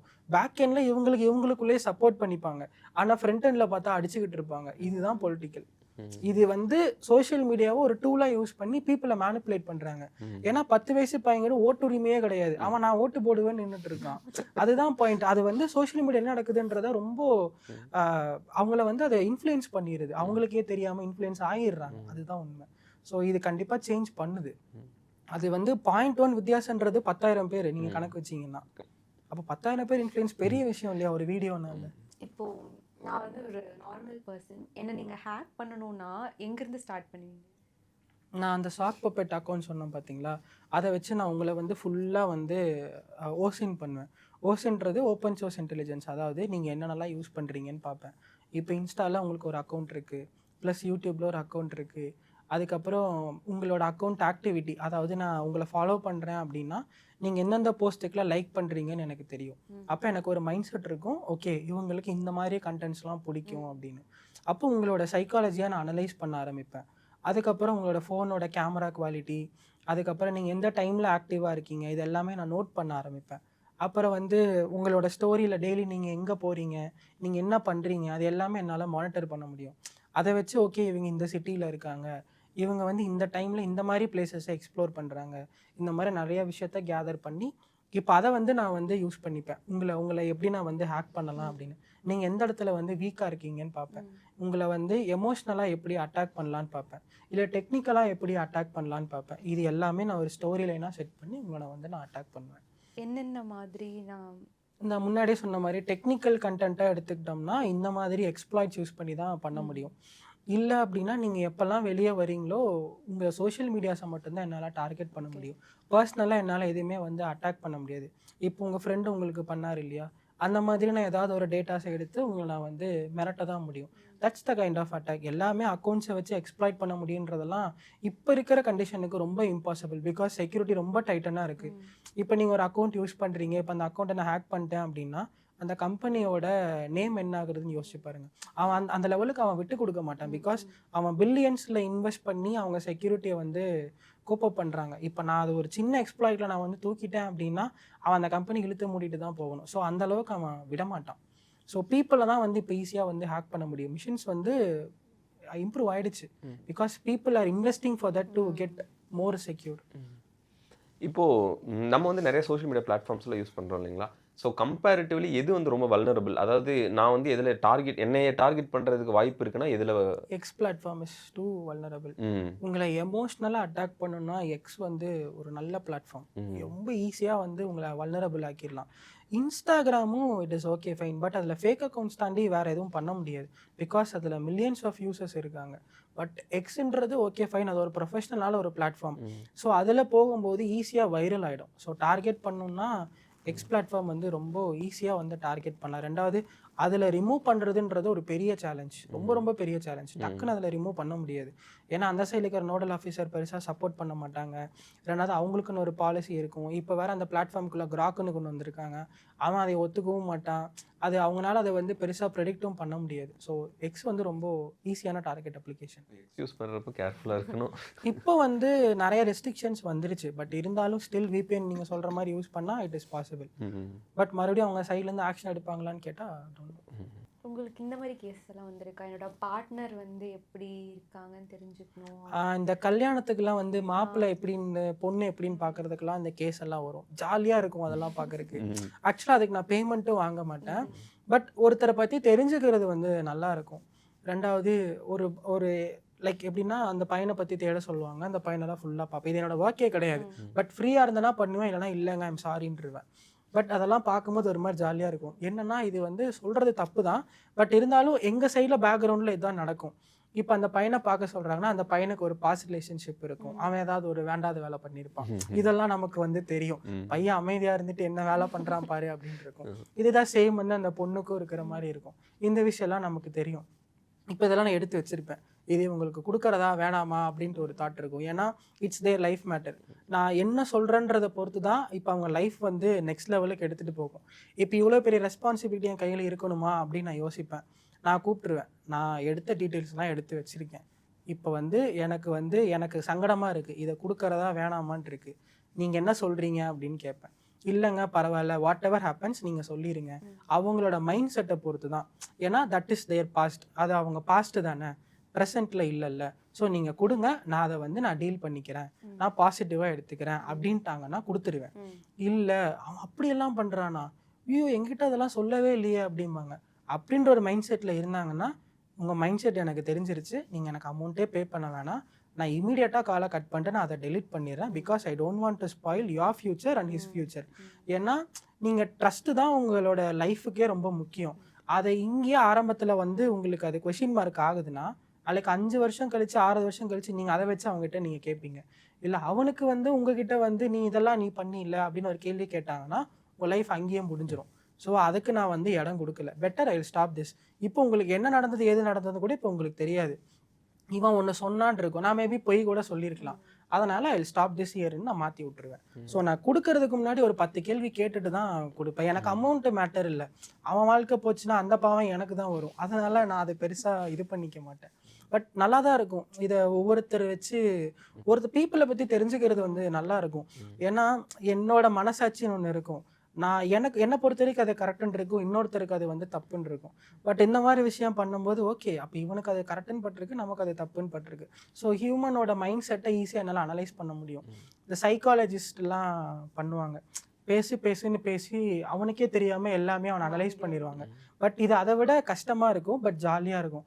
அவங்களுக்கு தெரியாத விஷயம் கூட இங்கே நடக்கும். இந்த அன்னியன் படத்தில் இப்படி மாட்டி வச்சுட்டு சொல்லுவாங்கள்ல, அந்த மாதிரி இருக்கும். இப்போ சிம்பிளாக வந்து இப்போ கூகுள் மேப்ஸ்லாம் அவன் எப்போ எங்கே போனான்னு கூட தெரியாது. பட் அந்த ஆக்டிவிட்டி வந்து சொல்லி கொடுத்துரும். அந்த நிறைய அந்த டைம் மிஷின் மாதிரி தான், நல்லா இருக்கும் அதெல்லாம். இது தெரியாமல் ஏதாவது ஆப் வச்சு மிஸ்யூஸ் பண்ணி இப்போ வீட்டில் இருக்கோம் உங்ககிட்ட வராமல் ஏதாவது ஆப் வச்சு அவங்கக்கிட்ட இன்ஸ்டால் பண்ண வச்சு அந்த மாதிரிலாம் பண்ண முடியுமா? நிறைய ஸ்பை ஆப்ஸ்லாம் நிறையா இருக்குது. இந்த எம்ஸ்பை, ட்ரூத் ஸ்பை, இந்த மாதிரிலாம் நிறைய அப்ளிகேஷன் இருக்குது. 3000 ரூபா கொடுத்தீங்கன்னா 3 மாதம் சப்ஸ்கிரிப்ஷன். இப்போ எப்படின்னா அது வந்து மோஸ்ட்டாக ஹஸ்பண்ட்ஸ் வந்து ஒய்ஃபை மானிட்டர் பண்ணுறதுக்கு, ஒய்ஃபை வந்து ஹஸ்பண்ட் மானிட்டர் பண்ணுறதுக்குலாம் யூஸ் பண்ணுவாங்க. மோஸ்ட்டாக அது வந்து என்னன்னா சைல்டு மானிட்டரிங் டூல். சைல்டு என்ன பண்ணுறான்னு பார்க்கறதுக்கு தான் வச்சுருப்பாங்க. பட் இவங்க வந்து ஹஸ்பண்டை குழந்தையா பார்த்துருக்குறாங்க போல. ஸோ அதனால் வந்து டேரெக்டாக ஹஸ்பண்ட் மொபைலில் இன்ஸ்டால் பண்ணுவாங்க, இல்லை ஹஸ்பண்ட் ஒய்ஃப் மொபைலில் பண்ணுவாங்க. இதுதான் கான்செப்ட். ஏன்னா நைட்டு தூங்கும்போது பாஸ்வேர்டுன்னு தெரியும், எல்லாமே தெரியும். அவங்களுக்கு ரொம்ப சிம்பிள். இன்ஸ்டால் பண்ணிட்டு அவங்களுக்கு கன்சோல் வந்துடும், ஹைட் அப்னு கொடுத்தா இங்கே ஹைட் ஆகிடும். ஸோ ஹஸ்பண்ட் என்னெல்லாம் பண்ணுறாங்கன்னு ஒய்ஃப் பார்ப்பாங்க, ஒய்ஃப் என்னெல்லாம் பண்ணுறாங்கன்னு ஹஸ்பண்ட் பார்ப்பாங்க. இது வந்து காமன். இப்போ எல்லா இடத்துலையும் அது காமன் ஆகிடுச்சு. ஏன்னா கிரெடிட் கார்டு இருந்தால் போதும், because that is available only in US. அதனால் வந்து கிரெடிட் கார்டு யூஸ் பண்ணி மட்டும்தான் வாங்க முடியும், இல்லைனா மாஸ்டர் கார்டு, விசா யூஸ் பண்ணி வாங்கலாம். பர்ச்சேஸ் பண்ணாங்கன்னா முடிஞ்சு. இப்போ ரீசெண்டாக அந்த மாதிரி நிறைய கேஸ் நான் பார்த்துருக்கேன். என்னன்னா அவங்க பர்ச்சேஸ் பண்ணி கொடுத்துருவாங்க, நான் இன்ஸ்டலேஷன் மட்டும் பண்ணி கொடுத்துருவேன், அதுக்கப்புறம் they will take care. இந்த மாதிரிலாம் நடக்கும். இது வந்து இன்ஃபர்மேஷன் பர்பஸ் மட்டும்தான், யாரும் இது ட்ரை பண்ணிடுறாங்க. இல்லை இது ரொம்ப காமன் ஆகிடுச்சு இது ஆக்சுவலாக. இப்போது நிறையா வீட்டிலலாம் இதெல்லாம் நடக்குது. இது நம்ம எதுவுமே சொல்ல முடியாது. இதெல்லாம் ஒரு கேஸ் நான் ஃபஸ்ட்டு அட்டன் பண்ண கேஸே இந்த மாதிரி ஒரு கேஸ் தான். I think it is around 2019 நினைக்கிறேன். அப்போ அந்த கொரோனாலாம் இருந்த டைம், ஸ்டார்ட் ஆகிற டைம் அது ஆக்சுவலாக அந்த மிடில். அப்போ நானே என்னோடய ஃப்ரெண்டும் தான் வந்து இது பண்ணோம். நான் சொன்னேன் தெரியுங்களா, ஸ்விக்கி ஜொமேட்டோ மாதிரி தான் இனிஷியலாக இது பண்ணிட்டுருப்பேன். ஸோ என்னென்னா எங்களோட ஸ்டார்ட் அப் அப்போது இருக்கும். நாங்கள் வண்டி எப்படி ஸ்விக்கி ஜொமேட்டோலாம் வீடு வீடாக ஃபுட் டெலிவரி பண்ணுற மாதிரி நாங்கள் வீடு வீடாக சைபர் செக்யூரிட்டி சர்வீஸ் பண்ணுவோம். அதுதான் எங்களோட ஸ்டார்ட் அப்பாக இருந்துச்சு. எங்களோட ஃபஸ்ட்டு கேஸ் லைஃப்பில் மறக்கவே முடியாது. சேலஞ்சிங்கான கேஸ் என்னென்னா, அவங்க வந்து ஒரு பெரிய பணக்காரங்க. எங்கள் ஏரியாவில் அது ஒரு சைடாகவே இருக்கும். அந்த சைடில் ஃபுல்லாக பணக்காரங்க தான் இருப்பாங்க. வீடே வந்து அரண்மனை மாதிரி இருக்கும். ஸோ அவங்க கூப்பிட்றாங்கன்ற போது இன்னைக்கு 5000 ரூபா கன்ஃபார்ம்னு சொல்லி தான் நாங்கள் உள்ளே போனோம். ஸோ உள்ளே போன பிறகு என்னென்னா, ஒரு அம்மா, ஒரு பொண்ணு, ஒரு பையன், அவ்வளோதான். பொண்ணு பையன் 2 பேர் காலேஜ் படிக்கிறாங்க, அம்மா வீட்டில் இருக்காங்க. ஹஸ்பண்ட் வந்து மும்பையில் ஒரு பெரிய வந்து ஒரு பணக்கார ஒரு ஆஃபீஸில் ஒர்க் பண்ணுற ஒரு பெரிய பணக்கார ஒரு பிஸ்னஸ்மேன்.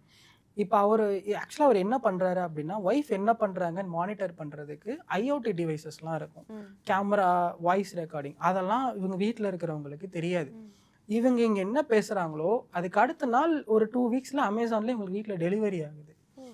அவங்க அப்போ நான் ரேண்டமாக தான் போட்டேன், எனக்கு என் பசங்க உங்களுக்கு என்ன வேணுன்றது எனக்கு தெரியாதா அப்படின்னு பேசி எல்லாம் வாங்கி கொடுத்துருக்காரு. அதுக்கப்புறம் லேப்டாப்பு அதே தான் வந்து ஓப்பன் பண்ணி லேப்டாப்லாம் வந்துச்சு. அப்பா இந்த மாதிரி வந்திருக்குன்னா, இல்லைப்பா நான் இங்கே முன்னாடியே வாங்கிட்டேன், ஓப்பன் டெலிவரி தான், நம்ம பையனுக்கு வாங்குகிறோம், நல்லபடியாக இருக்கணும் இல்லைன்றதுக்காக தான் நான் ஓப்பன் பண்ணி பார்த்துட்டு சேஃப் மாதிரியும் உனக்கு நாங்கள் அனுப்பி வச்சிருக்கேன்னாரு. அவனுக்கு யோசனை, எப்படி 2 தடவை ஓப்பன் பண்ணி வரும்னு. அவனும் சரி ஓகே அப்பா தானே அனுப்புகிறாங்கன்னு விட்டுட்டான். ஏன்னா ஃபோன் பண்ணி கேட்கும், அப்பா ஆமான்னு சொல்லிட்டாங்க. ஸோ எந்த பிரச்சனையும் கிடையாது. இதை வந்து இவங்களுக்கு ரொம்ப கண்டினியூஸாக வரவும் அவங்களுக்கு சஸ்பெக்ட் வந்துருச்சு. எப்படின்னா வந்து நம்ம என்ன பேசுகிறோமோ அது அடுத்த ஒரு 2 வாரத்தில் நமக்கு வீட்டுக்கு வந்துடுது, அப்போ என்னமோ இங்கே இருக்குதுன்னு சொல்லி தான் கால் பண்ணாங்க. நாங்கள் என்ன பண்ணோம், பெரிய கேஸுன்னு சொல்லிட்டு அமேசானில் போய் இந்த பக் டிடெக்டர் டிவைஸு என்னென்னலாம் இருக்கோ எல்லாமே ஆர்டர் போட்டோம். சரி பரவாயில்ல ப்ரைமுக்கு 1000 ரூபா போனால் என்னன்னு போட்டு அடுத்த நாளே வீட்டுக்கு வந்து டிவைஸ் எல்லாம் தூக்கிட்டு ஃபுல்லாக செக் பண்ணுறோம். ஃபோனில் பக்கு, வீட்டில் வந்து எல்இடி லைட்டில் பக்கு, லேப்டாப்பில் பக்கு, எல்லாத்துலேயுமே பக்கு. என்னென்ன பண்ண முடியும்? ஏன்னா இவங்க யூஸ் பண்ணுற எல்லா டிவைசஸும் அவங்க அப்பா ஆர்டர் பண்ணி வாங்கினது தான். இவங்க தனியாக அதை வாங்க கிடையாது. ஸோ எல்லாமே ஓப்பன் டிவைசஸ்ன்றனால கண்டமேனிக்கு அதை யூஸ் பண்ணியிருக்காங்க. ஸோ இதுக்கு அவர் வந்து ஒரு ஹேக்கரை ஹையர் பண்ணியிருக்காரு. அந்த பைத்தியக்காரன் என்ன பண்ணியிருக்கான், இவங்க யூஸ் பண்ற எல்லா டேட்டாவையும் அவங்க அப்பாவுக்கும் அனுப்பிச்சிட்டு இவன் தனியா ஒண்ணு வச்சிருக்கான். இதை வந்து நாங்க கண்டுபிடிச்சு அவர்கிட்ட சொல்லிட்டோம் இந்த மாதிரி நடக்குதுன்னு. அவன் அந்த சைட்ல இருந்து அவங்க அப்பாவை த்ரெட்டன் பண்ணி ஒரு அமௌண்ட் ஆஃப் காசை வாங்கிட்டு அதுக்கப்புறம் அவன் காணாமல் போயிட்டான். பட் அந்த டேட்டா என்னாச்சு அப்படின்றது தெரில. பட் இப்போ எங்களுக்கு என்னன்னா, நான் இவங்களுக்கு ஃபோன் பண்ணிடுறேன். ஏன்னா அது எங்களோட இனிஷியல் ஸ்டேஜ். நான் அப்போ தான் லேர்னிங் ஸ்டேஜில் இருக்கும்போது எனக்கு என்ன ஆகுன்றதை நான் மறந்துட்டேன். காசை பற்றி மட்டும் நான் யோசிச்சுட்டேன். அதுக்கப்புறம் அந்த கேஸ் போயிடுச்சு. பட் அதுக்கப்புறம் அது எதுவும் ஆகலை. பட் ரிசால்வ் பண்ணி கொடுத்துட்டு தான் வந்தோம். அந்த பக் எல்லாமே ரிமூவ் பண்ணுறதுக்கு பதிலாக அப்போ எங்களுக்கு அது தெரில. ஸோ அந்த ப்ராடக்ட் எல்லாத்தையும் தூக்கி போட்டுருங்கன்னு சொல்லி கிட்டத்தட்ட அது ஒரு 10-12 லட்சத்துக்கு இருக்கும் அந்த ப்ராடக்ட் எல்லாமே.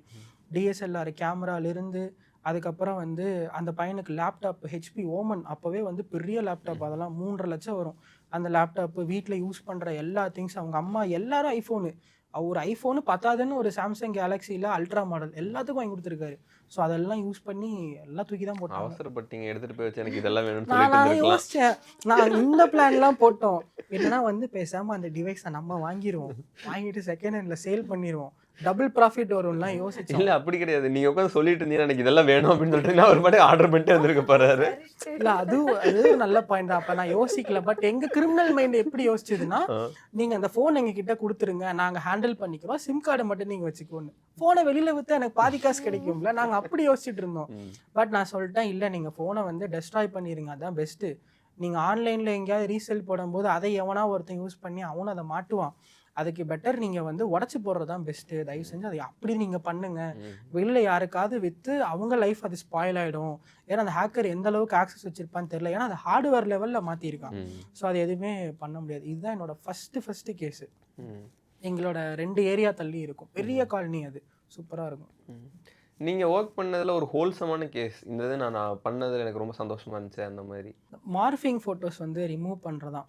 ஒவ்வொரு ஃபோட்டோஸ் ரிமூவ் பண்ணும்போது அந்த பொண்ணோ அவங்க பேரண்ட்ஸோ கூப்பிட்டு அது ஒரு மாதிரி ஒரு பாசிட்டிவ் வைப்பாக இருக்கும். அழுக வச்சிருவாங்க. ஆக்சுவலாக என் பொண்ணு லைஃப்பை நீங்கள் வந்து சேவ் பண்ணிட்டீங்க, இவ்வளோ கஷ்டப்பட்டோம், அவங்க அப்பா வந்து தற்கொலை பண்ணிக்க போனாங்க, என் பொண்ணு தற்கொலை பண்ணாங்க, என் கல்யாணம் கெட்டு போயிருக்கும், லைஃப் போயிருக்கும், அது இந்த ஒரு ஃபோட்டோவில் சேவ் பண்ண அப்படின்ற போது ஃபோட்டோ தானே ரிமூவ் பண்ணோம், அதுக்கு பின்னாடி இவ்வளோ பேக்ரவுண்ட் ஸ்டோரியா அப்படின்ற மாதிரி இருக்கும். அது ஒவ்வொருத்தருக்கும் ஒவ்வொரு ஸ்டோரி இருக்கும். அது அவங்க அந்த தேங்க் பண்ணுற விதம்ன்றது வந்து ரொம்ப சென்டிமெண்ட்டாக இருக்கும். நம்மளை வந்து ஏதோ ஒரு பெரிய லெவலில் வச்சு என்னமோ அவங்க வாழ்க்கைக்கே நம்ம தான் வழி கொடுத்த மாதிரி ஒரு ரொம்ப தேங்க் பண்ணி பேசுவாங்க. ஸோ அப்போ தான் வந்து எனக்கு அது ஒரு சாட்டிஸ்ஃபேக்ஷன் இருக்கும். நான் இப்போ வரைக்குமே அந்த ஃபோட்டோ ரிமூவ் பண்ணுறதுக்குலாம் யார்ட்டையுமே ₹1 கூட வாங்கினது கிடையாது. நான் எப்போ ஃப்ரீயாக இருக்கணும் அந்த டைமில் நான் வந்து பண்ணி விட்ருவேன். நான் ஃப்ரீயாக இல்லைனா ரைஸ் பண்ணிடுவேன். இந்த மாதிரி ஒன்று வந்திருக்கு, இதை பார்த்துக்குங்கன்னு சொல்லி டிக்கெட் ரைஸ் பண்ணி விட்ருவேன். இந்த மாதிரி ஒர்க்ஸ் எல்லாம் பண்ணும்போது எனக்கு ஒரு பெரிய சாட்டிஸ்ஃபேக்ஷன் இருக்கும். உண்மையாகவே ப்ரோ, இப்போது அது மாதிரி நடக்குதுன்னு நிறையா தெரிஞ்சு அதை பார்க்குறப்பவே ஒரு மாதிரி இருக்கு, என்னடா இப்படி பண்ணியிருக்காங்கன்ட்டு. ஸோ அதை பற்றி ஒரு அவேர்னஸே இல்லாமல் ஒரு பொண்ணு அதை பார்க்குறப்ப அவங்களுக்கு கஷ்டமாக இருக்கும் இல்லையா? So first point of action அவங்க என்ன பண்ணணும்? இந்த மாதிரி ஃபோட்டோஸ் பார்த்துட்டாங்க அப்படின்னா இமீடியட்டாக வந்து போலீஸ் சைடில் வந்து சொல்லணும்.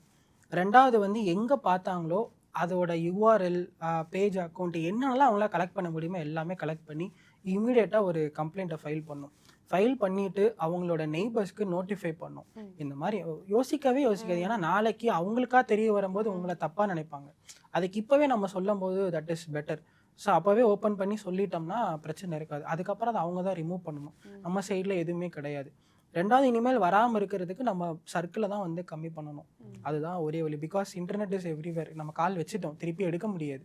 ஒரு வழி பார்த்து தான். அந்த மாதிரி நம்மளே சேஃப்கார்ட் பண்ணுறது தான் ஒரே வழி. ஏதாவது கேஸ் ஒர்க் பண்ணுறப்போ வந்து மாட்டிக்கிட்டோம், I'm way over in my head, அந்த மாதிரி ஏதாவது யோசிச்சிருக்கீங்க? ஏதாவது அந்த மாதிரி சுச்சுவேஷன் போயிருக்கீங்களா? மாட்டிக்கிட்டோம் அப்படின்னா அந்த மாதிரி எனக்கு எதுவுமே நடந்ததில்லை. நான் ரொம்ப உஷாராக இருப்பேன். ஏன்னா எனக்கு எங்கிருந்து எவன் எப்படி இது பண்ணுவான்னு எனக்கு தெரியாது. ஸோ நான் ரொம்ப உஷாராக இருப்பேன். மேக்ஸிமம் நான் வந்து யார்ட்டையுமே வந்து மாட்டினதில்லை. மேக்ஸ் டு மேக்ஸ் நான் மாட்டினதில்லை. பொலிட்டிக்கல் சைடில் 2 தடவை வந்து நான் தான்ற மாதிரி சஸ்பெக்ட் பண்ணாங்க. பட் நான் நாசுக்காக வந்து எஸ்கேப் ஆகிட்டேன். நான் என்றைக்குமே ஐடென்டிட்டி வந்து வெளியில் யூஸ் பண்ண மாட்டேன். நான் முன்னாடியே சொன்ன மாதிரி எனக்கு நிறையா சாக் பப்பெட் அக்கௌண்ட் இருக்குது. என்கிட்ட வந்து நிறையா திங்ஸ் இருக்கிறனால ஃபர்ஸ்ட் நான் என்ன ப்ரொடெக்ட் பண்ணிட்டு தான் அடுத்த வேலை ஆரம்பிப்பேன். ரெண்டாவது என்னோட பர்சனல் டீடைல்ஸ் நான் வெளியில் ஷேர் பண்ண மாட்டேன். என் ஃபேமிலி இவங்க தான், என்னோட க்ளோஸ் சர்க்கிளுக்கு மட்டும்தான் தெரியும். பப்ளிக்காக நான் வந்து வெளியில் போட மாட்டேன். ஸோ அதனால் வந்து என் ஃபேமிலிக்கு எந்த பிரச்சனையும் வரக்கூடாதுன்றதில் ரொம்ப தெளிவாக இருப்பேன். ஸோ இதில் நான் வந்து ரொம்ப பயங்கர உன்னிப்பாக இருப்பேன். இப்போது காமனான மக்கள் வந்து டெய்லியும் ஏதோ ஒரு மிஸ்டேக் ஆன்லைனில் பண்ணுறாங்க, அது ரொம்ப காமனான மிஸ்டேக், அது பண்ணக்கூடாது அப்படின்னா என்ன? இன்ஃப்ளூயன்சர் சொல்கிறத வந்து நம்பக்கூடாது. யூடியூப்பு, இன்ஸ்டாகிராமு கண்டமேனிக்கு ஏதாவது ஒரு அப்ளிகேஷன் சொல்கிறது, இதில் போட்டால் இவ்வளோ அமௌண்ட் வரும்னு சொல்கிறது, இந்த மாதிரி விஷயத்த வந்து நம்பக்கூடாது. அதில் மோஸ்ட்டாக டைம் ஸ்பெண்ட் பண்ணக்கூடாது. அதை நம்பக்கூடாதுன்றதுலே எல்லாமே முடிஞ்சு. அதுக்கப்புறம் வந்து அது செக்யூரிட்டி ஃபீச்சர்ஸ்னு ஒரு ஆப்ஷன் இருக்கும். நீங்கள் எதை எடுத்தாலும் அவன் வச்சுருப்பான். அது எல்லாத்தையுமே எனேபிள் பண்ணி வைக்கிறது நல்லது. அந்த மாதிரி பாஸ்வேர்டு அதே மாதிரி தான். ஒரே பாஸ்வேர்டை எல்லா அக்கௌண்ட்டுக்கும் வச்சுக்கிறது அப்படி பண்ணக்கூடாது. டிஃப்ரெண்ட் அக்கௌண்ட்ஸுக்கு டிஃப்ரெண்ட் பாஸ்வேர்ட்ஸ் நம்ம வச்சுக்கணும். அதுக்கு 2FA, மல்டிபிள் MFA எல்லாத்தையுமே எனேபிள் பண்ணணும். அதுதான் பெஸ்ட்டு. சேஞ்சும் பண்ணும். நம்ம எப்படி வந்து டூத் ப்ரஷ் 3 months கொஞ்சம் சேஞ்ச் பண்ணுறோம், அந்த மாதிரி பாஸ்வேர்டையும் சேஞ்ச் பண்ணுறது பெட்டரான ஒரு விஷயம். ஓகே, நம்ம BW ஸ்டைல் கொஸ்டின் ஒன்று. Top 5 common passwords in India. Password அதுதான் ஃபஸ்ட்டு வரும். ரெண்டாவது என்னென்னா 1 2 3 4 5 6 7 8 9. இப்போ இன்னும் புதுசாக ஒரு ட்ரெண்டு என்னென்னா பாஸ்வேர்ட் சொன்னான்னா 1 2 3 4 5 6 7 8 9 1 2 2 3 3 3 4 4 4 இந்த மாதிரி இருக்கும். இதெல்லாம் ஒரு பாஸ்வேர்டுன்னு வைப்பாங்க. அதுக்கப்புறம் வந்து அவங்களோட நேமையே பாஸ்வேர்டை வைப்பாங்க. இல்லை அப்படின்னா அந்த நம்மக்கிட்ட ஒரு ஒரு ஒரு பைத்தியகாரத்தனமான ஒரு பழக்கம் இருக்குது. என்னென்னா நம்ம டேட் ஆஃப் பர்த்தே பாஸ்வேர்டை வைக்கிறது. ஏடிஎம் கார்ட்லேயும் அதையே வச்சுருப்பாங்க. ரேண்டமாக நம்பர் வைக்கணும், அதுக்கு தான் அவன் கொடுத்துருக்கான். அவன் டீட்டெயிலை தெரிஞ்சுட்டு தான் அவங்களை அட்டாக்கே பண்ணுவான். நீங்கள் கார்டு நம்பருமே உங்கள் டேட் ஆஃப் பர்த்தை வச்சிங்கன்னா கஷ்டம். இந்த 1997 இந்த மாதிரி வைக்கிறதெல்லாம் வந்து நல்லாவே இல்லை. 1995 இது ரொம்ப மோசமாக இருக்குது. அதுக்கப்புறம் அவங்க எந்த டேட்டில் பிறந்திருப்பாங்க அதை வைக்கிறது. இன்னொரு காமன் பேட் திங்ஸ் இருக்கும். ஏன்னா வந்து மொபைல் ஃபோன்ஸில் வந்து ஆதார் நம்பர் சேவ் பண்ணுறது, பேன் கார்டு நம்பர் சேவ் பண்ணுறது, ஏன்னா டக்குன்னு கேட்டால் சொல்லணும்ல, அந்த மாதிரி பண்ணுவாங்க. பாஸ்வேர்டுன்னு வரும்போது பாஸ்வேர்டு இந்த 1 2 3 4 5 admin at 1 2 3 பாஸ்வேர்டு at 1 2 3 அப்போ இவங்களோட நேமே வந்து பாஸ்வேர்டாக வைக்கிறது. அட்டு 1 2 3 மட்டும் ஆட் பண்ணிப்பாங்க. இல்லைனா அட்டு போட்டு அவங்களோட டேட் ஆஃப் பர்த் ஆட் பண்ணுவாங்க. ஒரு சிலர் மொபைல் நம்பரே பாஸ்வேர்டாக வச்சுருப்பாங்க. இந்த மாதிரி பண்ணுறது இது வந்து நீங்கள் சொல்கிற மாதிரி டாப் 5. இதை தாண்டி நம்ம பார்க்கும்போது எப்படின்னா, இப்போ நம்ம ஏதோ ஒரு ப்ராடக்ட் வாங்குகிறோம். ஃபார் எக்ஸாம்பிள் வீட்டில் ஒரு வைஃபை வாங்குகிறோம்னு வச்சுக்கோங்களேன். அவன் டிஃபால்ட்டாக ஒரு அட்மின் பாஸ்வேர்டு வச்சுருப்பான். அது எத்தனை பேர் சேஞ்ச் பண்ணுறாங்கன்னே தெரில. இப்போ இந்த மாதிரி அப்ளிகேஷன்ஸ் வெளியில் வந்து வல்னரபுளாக இருக்குது, அந்த டிவைசஸ்லாம் இருக்குன்னா அவன் நம்மளோட ரவுட்டரை வந்து ஆக்சஸ் பண்ண முடியும். அண்ட் அது வைஃபை மோடமாக ஆக்சஸ் பண்ண முடியும். அண்ட் அதே மாதிரி அதில் நீங்கள் உங்கள் CCTV எல்லாம் மாட்டி வச்சுருக்கீங்க, வீட்டில் வந்து ஒரு கேமரா வச்ச ஒரு டிவி வச்சுருக்கீங்க அப்படின்னா ஈஸியாக ஆக்சஸ் பண்ண முடியும். ரெண்டாவது அதே வைஃபைல உங்கள் மொபைல் ஃபோன்ஸும் கனெக்ட் பண்ணியிருக்கீங்கன்னா இன்னும் ரொம்ப ஆக்சஸபிள் தான். ஸோ இந்த மாதிரி பாஸ்வேர்டையுமே சேஞ்ச் பண்ணுறது பெட்டர். டிஃபால்ட்டும் நம்மளோட பாஸ்வேர்ட்ஸ் வைக்கணும். இப்போ ரீசெண்டாக ஒரு வீடியோ பார்த்தேன் இன்ஸ்டாகிராமில். இந்த மாதிரி ஒரு பொண்ணு வந்து ஃபோன் சர்வீஸ் பண்ணுறதுக்காக சர்வீஸ் ஸ்டேஷனில் கொடுத்துருந்தாங்க. சாம்சங் அவங்க வந்து சொல்லிருந்தோம், அதெல்லாம் பப்ளிக்காக சொல்லியிருந்தோம். அவங்க வந்து அந்த ஃபோட்டோஸ் எல்லாம் டெலீட் ஆனதெல்லாம் ரெக்கவர் பண்ணி எல்லாமே பார்த்துட்டு இருந்திருக்கிறது வந்து தெரிஞ்சிருக்கு. ஸோ இப்போ நான் கொடுத்து தான் ஆகணும். அப்போ அந்த ஃபோட்டோஸ் எல்லாம் நான் ப்ரிவென்ட் பண்ணிக்கணும்னா என்ன பண்ண முடியும் என் சைடு? ஓகே, ஸோ இது நல்ல கொஸ்டின் தான். இதில் ஒரு பின்னாடி ஒரு பெரிய ட்ராபேக் ஒன்று இருக்குது. இப்போ ஃபோட்டோஸ் நம்ம ப்ரிவெண்ட்லாம் எதுவுமே பண்ண முடியாது. இப்போ நீங்கள் வந்து ஃபேக்ட்ரி டேட்டா ரீசெட் பண்ணி கொடுத்தாலுமே ஃபோட்டோஸை வந்து எடுக்க முடியும். அது ஒரு ரொம்ப சிம்பிளான கான்செப்ட். இப்போ டேட்டா ரெக்கவரி டூல்ஸ் எல்லாம் இருக்குது. இப்போ நான் சிம்பிளாக சொல்கிறேன். இப்போ நீங்கள் உங்கள் ஃபோனை வந்து கொடுத்துட்டு இப்போ புது ஃபோன் வாங்குறீங்க. இப்போ அந்த ஃபோனை கொடுக்கும்போது இப்போ அந்த கம்பெனிக்கார அப்போ அந்த ஃபோனில் இருக்கிற டேட்டாவை டேட்டா ரெக்கவரி டூல் போட்டு எடுத்தான்னா அது ஒரு பெரிய இது. நிறைய பேர்த்துக்கு அது வந்து தெரியாது. ஃபோனை வந்து எக்ஸ்சேஞ்சை கொடுத்துட்டு புது ஃபோன் வாங்கும்போது இந்த மாதிரி டேட்டா ரெக்கவரி டூல் போட்டு அந்த டேட்டாஸ் நம்மளால் வந்து எடுக்க முடியும். இதை எப்படி ப்ரிவென்ட் பண்ணலாம் அப்படின்னு கேட்டிங்கன்னா, டேட்டாஸை ஓவர் ரைட் பண்ணுறது. ஃபார் எக்ஸாம்பிள் இப்போ என் மொபைல் ஸ்டோரேஜ் 128 GB அப்படின்னு வச்சுக்கோங்க. இப்போ 128 GBக்கு நான் ஏதாவது ஒரு ஃபைலை ஒரு 10 ஃபைலை உள்ளே தூக்கி போட்டு காப்பி பண்ணும், டெலீட் பண்ணும், காப்பி பண்ணும், டெலீட் பண்ணும். இந்த மாதிரி கவர்மெண்ட்டோட ரெக்கமெண்டேஷன் 5 to 7 times. இந்த மாதிரி பண்ணோம்னா எக்ஸிஸ்டிங் டேட்டா வந்து ஓவர் ரேட் ஆகி இந்த டேட்டா போய் உட்காந்துரும். இப்போ அவன் டேட்டா ரெக்கவரி டூல் போட்டாலும் இப்போ நம்ம காப்பி பண்ண அந்த 128 GB ஃபைல் இருக்கும் இல்லையா, அதுதான் வரும். ஸோ ஒரு ப்ளூரே பிரிண்ட் 10 படத்தை எடுத்து உள்ளே போட்டு 10 தடவை பண்ணோம்னா வேலை முடிஞ்சு போச்சு. இந்த மாதிரி தான் ட்ரை உங்களால் மட்டும் தான் கரெக்டாக எடுக்க முடியும். எங்களோட போன வாரம் ஒரு வீடியோ போயிடுச்சு, ரெக்கவர் பண்ண முடியும். ஆக்சுவலாக பண்ணலாம். பேமெண்ட் கேட்டுச்சு அதுக்கு ஆக்சுவலாக அதுக்கு நாங்கள் இன்னொரு தடவை இந்த வீடியோ எடுத்துக்கலாம்னு நான் சிம்பிளாக சொல்கிறேன், இமேஜிங்னு ஒரு கான்செப்ட் இருக்குது. அந்த எஃப்டிகே இமேஜர் எக்ஸ்டீரியர் அந்த மாதிரி ஓப்பன் சோர்ஸ் டூல்லாம் இருக்குது. இப்போ மெமரி கார்டில் உங்களுக்கு பிரச்சனைனா அதை இன்சர்ட் பண்ணிட்டு மெமரி கார்டை இமேஜ் பண்ணுங்கள். இமேஜ் பண்ணிட்டீங்கன்னா உங்களுக்கு டேட்டா வந்து அதுக்குள்ளே இருக்கும். நீங்கள் அட்டாப்சி மாதிரி டூலை யூஸ் பண்ணி அந்த டேட்டாவை ரெக்கவர் பண்ணலாம். இது நம்மளே ஒரு 2 யூடியூப் வீடியோ பார்த்தாலே பண்ணிடலாம். நிறைய பேர் எடுத்த உடனே இந்த ஆன்லைனில் இருக்கிற டூல்ஸ் யூஸ் பண்ணி தான் எடுப்பாங்க. அது பெருசாக எஃபெக்டிவாக இருக்காது. இமேஜிங்ன்றது தான் அட்வான்ஸ் மெத்தட். இது கொஞ்சம் ஈஸியர் சிம்பிளராக இருக்கும். ஃபுல்லாக ஃப்ரீ தான். 2 டூலுமே ஃப்ரீ தான், நீங்கள் யூஸ் பண்ணிக்கலாம். ஏன்னா இது நிறைய பேர்த்துக்கு யூஸ் ஆகும். ஏன்னா மீடியாவில் இருக்கும்போது உங்களுக்கு டெய்லி அந்த வீடியோ ரொட்டேஷன் நிறையா இருக்கும். என்னன்னா நீங்கள் டெலீட் ஆகும்போது அந்த ஃபைல் வந்து ஓவர் ரேட்டாக இருக்கக்கூடாது. அதாவது எப்படின்னா எடுத்த உடனே ஒரு பெய்டு டூலுக்குள்ளே போட்டிங்கன்னா ஒரு ஸ்கேன் முடிஞ்சிடும். இப்போ மறுபடியும் நீங்கள் அதுக்கப்புறம் இமேஜிங் பண்ணிங்கன்னா கிடைக்காது. ஸோ நீங்கள் ப்ராப்பராக எந்த சொல்யூஷன் யூஸ் பண்ண போகிறீங்கன்னு தெரிஞ்சுட்டு சிங்கிள் டைம் அட்டெம்ப்ட் தான், ஒரு தடவை தான் ஆப்ரேஷன். அதுக்கப்புறம் அது திருப்பி பண்ணிட்டாங்கன்னா கிடைக்காது. ஓகே. ஸோ நான் இந்த விஷயமும் உங்ககிட்ட பேசணும்னு நினச்சிட்டு இருந்தேன். இப்போ வந்து உங்களுக்கு ரோப்ளாக்ஸ் கேம் தெரியும் இல்லைங்களா? ஓகே. ரோப்ளாக்ஸுங்கிறது வந்து நம்ம இப்போ இந்த மைண்ட் கிராஃப்ட் மாதிரி அது ஒரு வீடியோ கேம் தான். அது என்ன அப்படின்னா வந்து அவங்களோடதுல வந்து நீங்கள் வாய்ஸ் எல்லாம் யூஸ் பண்ணிக்கலாம், பேசுறது பேசிக்கலாம். அதில் வந்து என்ன இஷ்யூ நடந்துச்சு அப்படின்னு நான் சொல்லிடுறேன். என்னன்னா வந்து சைல்ட் ப்ரிடேட்டர்ஸ் நிறைய பேர் வந்து அதில் போய் ஆக்சஸ் பண்ணிட்டு சின்ன பசங்களை வந்து டார்கெட் பண்ணுறாங்க அப்படின்னு சொல்லிட்டு இருந்துச்சு. இப்போ வந்து அங்கே வந்து ப்ளூ வேல் நிறைய ஏதோ ஒரு அப்ளிகேஷன்லாம் இருந்துச்சு. அது வந்து அது வந்து இந்த டாஸ்க்ஸ் மாதிரி கொடுத்து நம்ம மேனிபுலேட் பண்ணுறது. இது வந்து என்னன்னா சைல்ட் ப்ரிடேட்டர்ஸ் வந்து குழந்தைங்க யூஸ் பண்ணுறது, அதாவது சின்ன பசங்க விளையாடுற கேம். அதனால வந்து சைல்ட் ப்ரிடேட்டர்ஸ் எல்லாம் நிறைய பேர் வந்து அதை யூஸ் பண்ணி இந்த மாதிரி பண்ணுறாங்க அப்படின்னு சொல்லி ஒரு இது நடந்துட்டு இருந்துச்சு. ஸோ இந்த மாதிரி வந்து நம்மளை வந்து நம்ம ப்ரொடெக்ட் பண்ணிக்கணும் அப்படிங்கிற மாதிரி இந்தியாவில் ஏதாவது காமனாக யூஸ் பண்ணுற ஒரு விஷயம் இருக்குங்களா? ஆக்சுவலாக வந்து பிலோ 18 கீழே இருக்கிற பசங்களுக்கு ஃபஸ்ட்டு மொபைல் ஃபோனே கொடுக்கக்கூடாது. ஜிமெயிலே வந்து 16 எபோவ் இருக்கிறவங்க தான் லாகினே பண்ண முடியும். பட் இப்போ வந்து ஸ்கூல் ஆன்லைன் கிளாஸ்ன்னு ஃபஸ்ட் ஸ்டாண்டர்ட் படிக்கிற பையனுக்கு மொபைல் ஃபோனும் இருக்குது, இமெயில் ஐடியும் இருக்குது. இது வந்து முதல்ல இதுவே கவர்மெண்ட் வந்து கண்காணிக்கணும். அதையே அவங்க வந்து யூஸ் பண்ணல. நாளை பின்ன நீங்கள் அவங்கள போய் கேள்வி கேட்டிங்கன்னா அவங்க எதுவுமே அதுக்கு பதில் சொல்ல மாட்டாங்க. இப்போ இந்த free fire game, PUBG game எல்லாம் வந்து இந்த என்கிட்ட இவ்வளோ காயின்ஸ் இருக்குது, என்கிட்ட இவ்வளோ ஸ்கோர்ஸ் இருக்குது, அக்கௌண்ட்டை சேஞ்ச் பண்ணிக்கலான்னு ஜிமெயில் ஐடியை மட்டும் சேஞ்ச் பண்ணிப்பாங்க. அந்த ஜிமெயில் ஐடியை காசு கொடுத்து வாங்கிப்பாங்க. எப்படின்னா அந்த கேமை நல்லா விளையாண்டு ஸ்கோர் ஏற்றி வச்சுருவாங்க.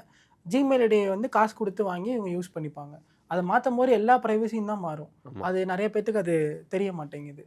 இந்த மாதிரி திங்ஸும் நிறைய நடக்குது. But government zero initiative. நம்ம வந்து இந்தியாவோட பெரிய அட்வான்டேஜ் நம்மளோட பாப்புலேஷன் தான். அதுதான் நம்ம டிஸ்அட்வான்டேஜும் கூட. இவ்வளோ பெரிய பாப்புலேஷனில் வந்து நம்ம இப்போ வரைக்கும் ஐடி மினிஸ்ட்ரின்னு இருக்கு. பட் ஐடி வேற, சைபர் வேற.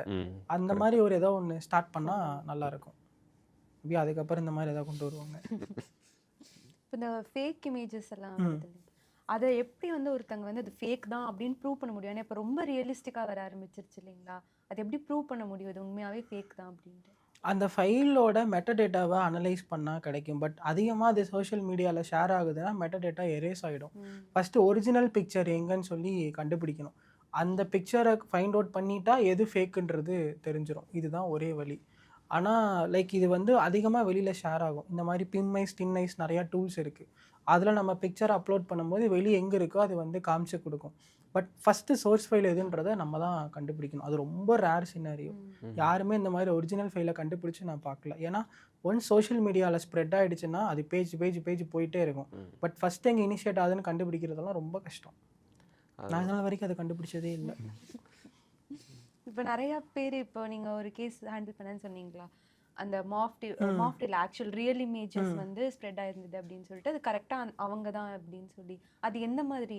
அது எப்படின்னா ஃபோட்டோ எடுக்கும்போது கீழே வந்து ஷார்ட் பைன்னு சொல்லிட்டு ஒரு இது இருக்கும். அதில் ஆக்சுவலாக இருந்துச்சு. அதில் ரியல்மின்னு சொல்லிட்டு எழுதி அந்த இது இருந்தது. எனக்கு ஆக்சுவலாக இது ஃபோட்டோவில் வந்து ஒரு பேஜில் என்ன இருந்ததுன்னா அந்த மேலே இருக்கிறத கட் பண்ணி போட்டிருந்தாங்க. பட் அதே பிக்சரை நான் வந்து ரிவர்ஸ் இன்ஜினியரிங் பண்ணும்போது தான் தெரிஞ்சது இது வந்து ஒரு ஃபுல் கிராப்டு பிக்சர் அப்படின்னு. இவங்க எங்ககிட்ட பேஜை ரிப்போர்ட் பண்ணும்போது மேலே இருக்கிறத கிராப் பண்ணி தான் போட்டிருந்தாங்க. பட் வேறு பேஜில் ஃபுல் பிக்சர் இருந்தது. அப்படி தான் நான் கண்டுபிடிச்சேன் இது இவன் பண்ணியிருக்கான் அப்படின்னு. ஏன்னா இவன் பேசின மொபைல் நம்பரோட மாடல் நான் எடுத்துட்டேன், ரெண்டுமே எனக்கு வந்து மேட்ச் ஆச்சு. ஸோ அதை வச்சு தான் இந்த பையன் சொல்லி கண்டுபிடிச்சேன். இது பெரிய டீப் இன்வெஸ்டிகேஷனில் ரொம்ப 2 நிமிஷம் இன்வெஸ்டிகேஷன் தான், அதுலேயே தெரிஞ்சிருச்சு. இப்போ best way to report morphed or edited images அப்படின்னா எது ஆன்லைனில்? ஆன்லைனில் ஃபஸ்ட்டு வந்து கவர்மெண்ட் சைடில் பண்ணுறது தான் பெஸ்ட்டு. நிறையா வந்து என்சிசி ஸ்டாப் என்சிசிலாம் நிறைய இருக்குது, அதெல்லாம் மைக்ரோசாஃப்டோட தேர்ட் பார்ட்டி, அதில் பண்ணி ஒரு யூஸுமே இல்லை. நீங்கள் கவர்மெண்ட் சைடில் பண்ணுறது better, because they have connection with nodal. ஒவ்வொரு பிளாட்ஃபார்முக்கும் ஒரு நோடல் இருப்பாங்க. ஸோ கவர்மெண்ட் வழியாக போகிறது தான் பெட்டர். பட் நீங்கள் போகும்போது நீங்கள் ஒரு சைட் ஆஃப் இன்வெஸ்டிகேட் பண்ணி எங்கெங்கெல்லாம் இருக்குன்னு சொல்லணும், அதுதான் ஒரே வழி. வேறு ரிப்போர்ட் பண்ணுறதுக்கு ஆப்ஷனே இல்லை. நீங்கள் போய் அந்த அக்கௌண்ட்டில் ரிப்போர்ட் பண்ணாலும் அதை பெருசாக கண்டுக்க மாட்டாங்க, பிகாஸ் நிறைய பேர் ஃபேக் ரிப்போர்ட் அடிச்சே வருது. எனக்கு வந்த ரிப்புமே வந்து ஒரு ஃபேக் ரிப்போர்ட் தான். ஸோ இந்த மாதிரியுமே வெளியில் நிறையா இருக்குது. இப்போ ஏஐ வரும்போது எது ஒரிஜினல் எது ஃபேக்குன்னு கண்டுபிடிக்கிறதே கஷ்டமாக இருக்குது. மெட்டடேட்டா வச்சு நம்ம அனலைஸ் பண்ணால் தான் தெரியும். ரெண்டாவது இன்னும் டீப்பாக பண்ணோன்னா பிக்சல்ஸை ரொம்ப பிரேக் பண்ணி உள்ளே பார்க்கணும், இது வந்து ஏஐ பண்ணுச்சா இல்லை அது ஒரிஜினல் ஃபோன்லேருந்து எடுத்துச்சான்றதை பார்த்தா தான் நம்மளால் ஐடென்டிஃபை பண்ண முடியும். இது ரிப்போர்ட் பண்ணுறது கவர்மெண்ட்டோடது ஒரே போர்ட்டல் மட்டும்தான், வேறு எங்கேயுமே இல்லை. இது வந்து என்னோட ஃபைனல் கொஸ்டின். நீங்கள் சைபர் க்ரைம் செக்யூரிட்டி இதில் எல்லாத்துலேயுமே நிறைய கேசஸ் பார்த்துருப்பீங்க, எல்லாமே பார்த்துருப்பீங்க. இப்போ மக்கள் வந்து இது இன்றைக்கே ஸ்டாப் பண்ணணும் ஆன்லைனில் அப்படின்னா என்ன சொல்லுவீங்க? இல்லை உங்களுக்கு ஒரு அட்வைஸாக இது பண்ணுங்க அப்படின்னா என்ன சொல்லுவீங்க? இது இமீடியட்டாக ஸ்டாப் பண்ணணும் அப்படின்னா வந்து அவங்க பப்ளிக்காக இருக்கிறது தான் வந்து ஃபஸ்ட்டு நான் வந்து ஸ்டாப் பண்ண சொல்வேன். ஏன்னா எவ்வளோ தூரம் அவங்க பப்ளிக்காக இருக்காங்களோ அவ்வளோ தூரம் they are exposed outside. ரெண்டாவது அவங்க கனெக்ஷன் பில்ட் பண்ணுறாங்க இல்லையா, that should be and closed கனெக்ஷனாக இருக்கணும். இப்போது வந்து என் ஃப்ரெண்டோட ஃப்ரெண்ட் அப்படின்னா அவன் எதுக்கு ஒன்று ஃபாலோ பண்ணுறான், அந்த ரெஸ்ட்ரிக்ஷனை நீங்கள் வச்சுக்கணும். உங்களுக்குன்னு ஒரு பவுண்ட்ரி லைனை எவ்வளோ தூரம் நீங்கள் செட் பண்ணுறீங்களோ அவ்வளோ தூரம் யூ ஆர் சேஃப். அண்ட் நீங்கள் யூஸ் பண்ணுற அப்ளிகேஷன்ஸ் வெப்சைட்ஸ் எல்லாமே கண்டமேனிக்கு சைன் வித் கூகுள், கண்டமேனிக்கு நீங்கள் லாகின் பண்ணீங்க அப்படின்னா அவன் அந்த சைட்லேருந்து உங்களுக்கு என்ன வேணாலும் பண்ணுவான். ஸோ அதுக்கு நீங்கள் ரெஸ்பான்சிபிலிட்டி எடுத்துகிட்டு தான் ஆகணும். ஸோ லிமிட் பண்ணிக்கணும். சோஷியல் மீடியாஸாக இருக்கட்டும், இன்டர்நெட்டாக இருக்கட்டும், நீங்கள் எவ்வளோ தூரம் லிமிட் பண்ணுறீங்களோ அவ்வளோ தூரம் you are in safe zone. இல்லை நீங்கள் வந்து நான் எக்ஸ்ட்ரீமாக யூஸ் பண்ணுவேன் அப்படின்னா then you will be in red zone. அதை யாராலையுமே காப்பாற்ற முடியாது. வந்ததுக்கப்புறம் தான் நம்ம அதுக்கு ரியாக்ட் பண்ணுற மாதிரி இருக்கும். ஸோ ஸ்டாப் பண்ணுறதுனா இந்த விஷயந்தான். பட் மீடியாவில் இருக்கிறப்போ நோ ஆப்ஷன் இல்லைங்களா அவங்க? அப்போ நீங்கள் வந்து உங்களுடைய பர்சனல் திங்ஸை வந்து அப்பார்ட் பண்ணி வச்சுக்கணும். இப்போது சிம்பிளாக சொல்லணுன்னா, இப்போது நீங்கள் ஒரு சேனல் வச்சுருக்கீங்க, அதில் போஸ்ட் பண்ணுறீங்க. இப்போ அதில் உங்களோட பர்சனல் இன்ஃபர்மேஷன் வரும்போது யூ ஆர் பீன் டார்கெட்டட். இப்போ அது ப்ரொஃபஷ்னலாக இருக்கும்போது அதுக்கு இம்பேக்ட் கம்மி. பர்சனல்னு ஒன்று உள்ள அதுக்குள்ளே வந்துருச்சுன்னா யூ வில் பி டார்கெட்டட். எங்கிருந்து வேணாலும் டார்கெட் வரும். இங்கே போகிறேன், இதை பண்ணுறேன், இந்த இடத்துல இருக்கேன், அந்த மாதிரி. சிம்பிளாக சொல்லணும்னா, இப்போ ஒரு வீடியோ போடுறீங்க ரீலில், இப்போ உங்களோட ப்ரைவேட் அக்கௌண்ட்டை டேக் பண்ணிட்டீங்கன்னு வச்சுக்கோங்க, உங்கள் ப்ரைவேட் அக்கௌண்ட்டை அவனுக்கு தெரிஞ்சிடும். ஃபாலோ ரெக்வெஸ்ட் கொடுப்பான், ஸ்டோரி தெரியும், போஸ்ட்டு தெரியும், உங்கள் அக்கௌண்ட்டில் யாரெல்லாம் லைக் பண்ணுறாங்கன்னு தெரியும், நீங்கள் யாரை ஃபாலோ பண்ணுறீங்கன்னு தெரியும், நீங்கள் என்னென்ன போஸ்ட்டுக்கு லைக் பண்ணுறீங்க, கமெண்ட் பண்ணுறீங்கன்னு தெரியும். அவ்வளோதான், நீங்கள் யாருன்றது இப்போ அவனுக்கு தெரிஞ்சிடும். இப்போ அதை வச்சு உங்களை எப்படி வேணாலும் அவன் மேனிப்புலேட் பண்ணுவான். இவ்வளோதான். So professional life professional, personal is personal. இதை யாரெல்லாம் டிவைட் பண்ண கற்றுக்குறாங்களோ அவங்க கொஞ்சம் சேஃபாக இருக்கலாம். சேஃப்னு சொல்ல முடியாது, கொஞ்சம் சேஃபாக இருக்கலாம். அதுதான் கான்செப்ட். இப்போது நம்மளோட டேட்டா வந்து லீக் ஆகிடுச்சு, டேட்டா ப்ரீச் அப்படின்னு சொல்லிக்கலாம். அது நடந்துருச்சு அப்படின்னா அதை ஐடென்டிஃபை பண்ண முடியுமா? நம்மளால் ஐடென்டிஃபை பண்ண முடியாது. அப்படி பண்ணுற மாதிரி இருந்தால் ஒரு சில சைட்ஸ் எல்லாம் இருக்குது, பட் அது அந்தளவுக்கு எஃபிஷியண்ட்டாலாம் ஒர்க் ஆகாது. பிகாஸ் அவங்களுமே அந்த டேட்டா வாங்கி அந்த சைட்டுக்குள்ளே வச்சுருப்பாங்க. ஆமாம், உண்மை அதுதான். ஏன்னா இப்போ நான் வந்து ஒரு சைட் சொல்கிறேன், இப்போ அதில் போய் உங்கள் ஜிமெயில் ஐடி போட்டிங்கன்னா உங்களுடைய அக்கௌண்ட் ப்ரீச் ஆயிருக்கா இல்லையான்றது இப்போ காட்டும். இப்போ அவங்களுக்கு எப்படி அந்த டேட்டா கிடைக்கும்னா, இந்த டேட்டா ப்ரீச்சை அவன் டவுன்லோட் பண்ணி உள்ளே வச்சுருப்பான். இப்போ நீங்கள் அந்த டேட்டாவை பார்க்கணுன்னா you have to give your login. I mean நீங்கள் ஒரு காசு கொடுத்து அந்த லாகினை வாங்கணும். இப்போ அது நமக்கு தேவையில்லாத வேலை. சப்போஸ் இப்போ நியூஸில் இந்த மாதிரி ஃபேஸ்புக்கோட டேட்டா லீக் இருக்குது, இன்ஸ்டாகிராமோட டேட்டா லீக் ஆகிடுச்சுன்னா immediately change your password. 2FA once நீங்கள் வந்து ரீசெட் பண்ணி புதுசாக போட்டுக்கோங்க. அவ்வளோதான் நம்மளால் பண்ண முடியும். நம்ம எண்டுன்றது அவ்வளோதான்.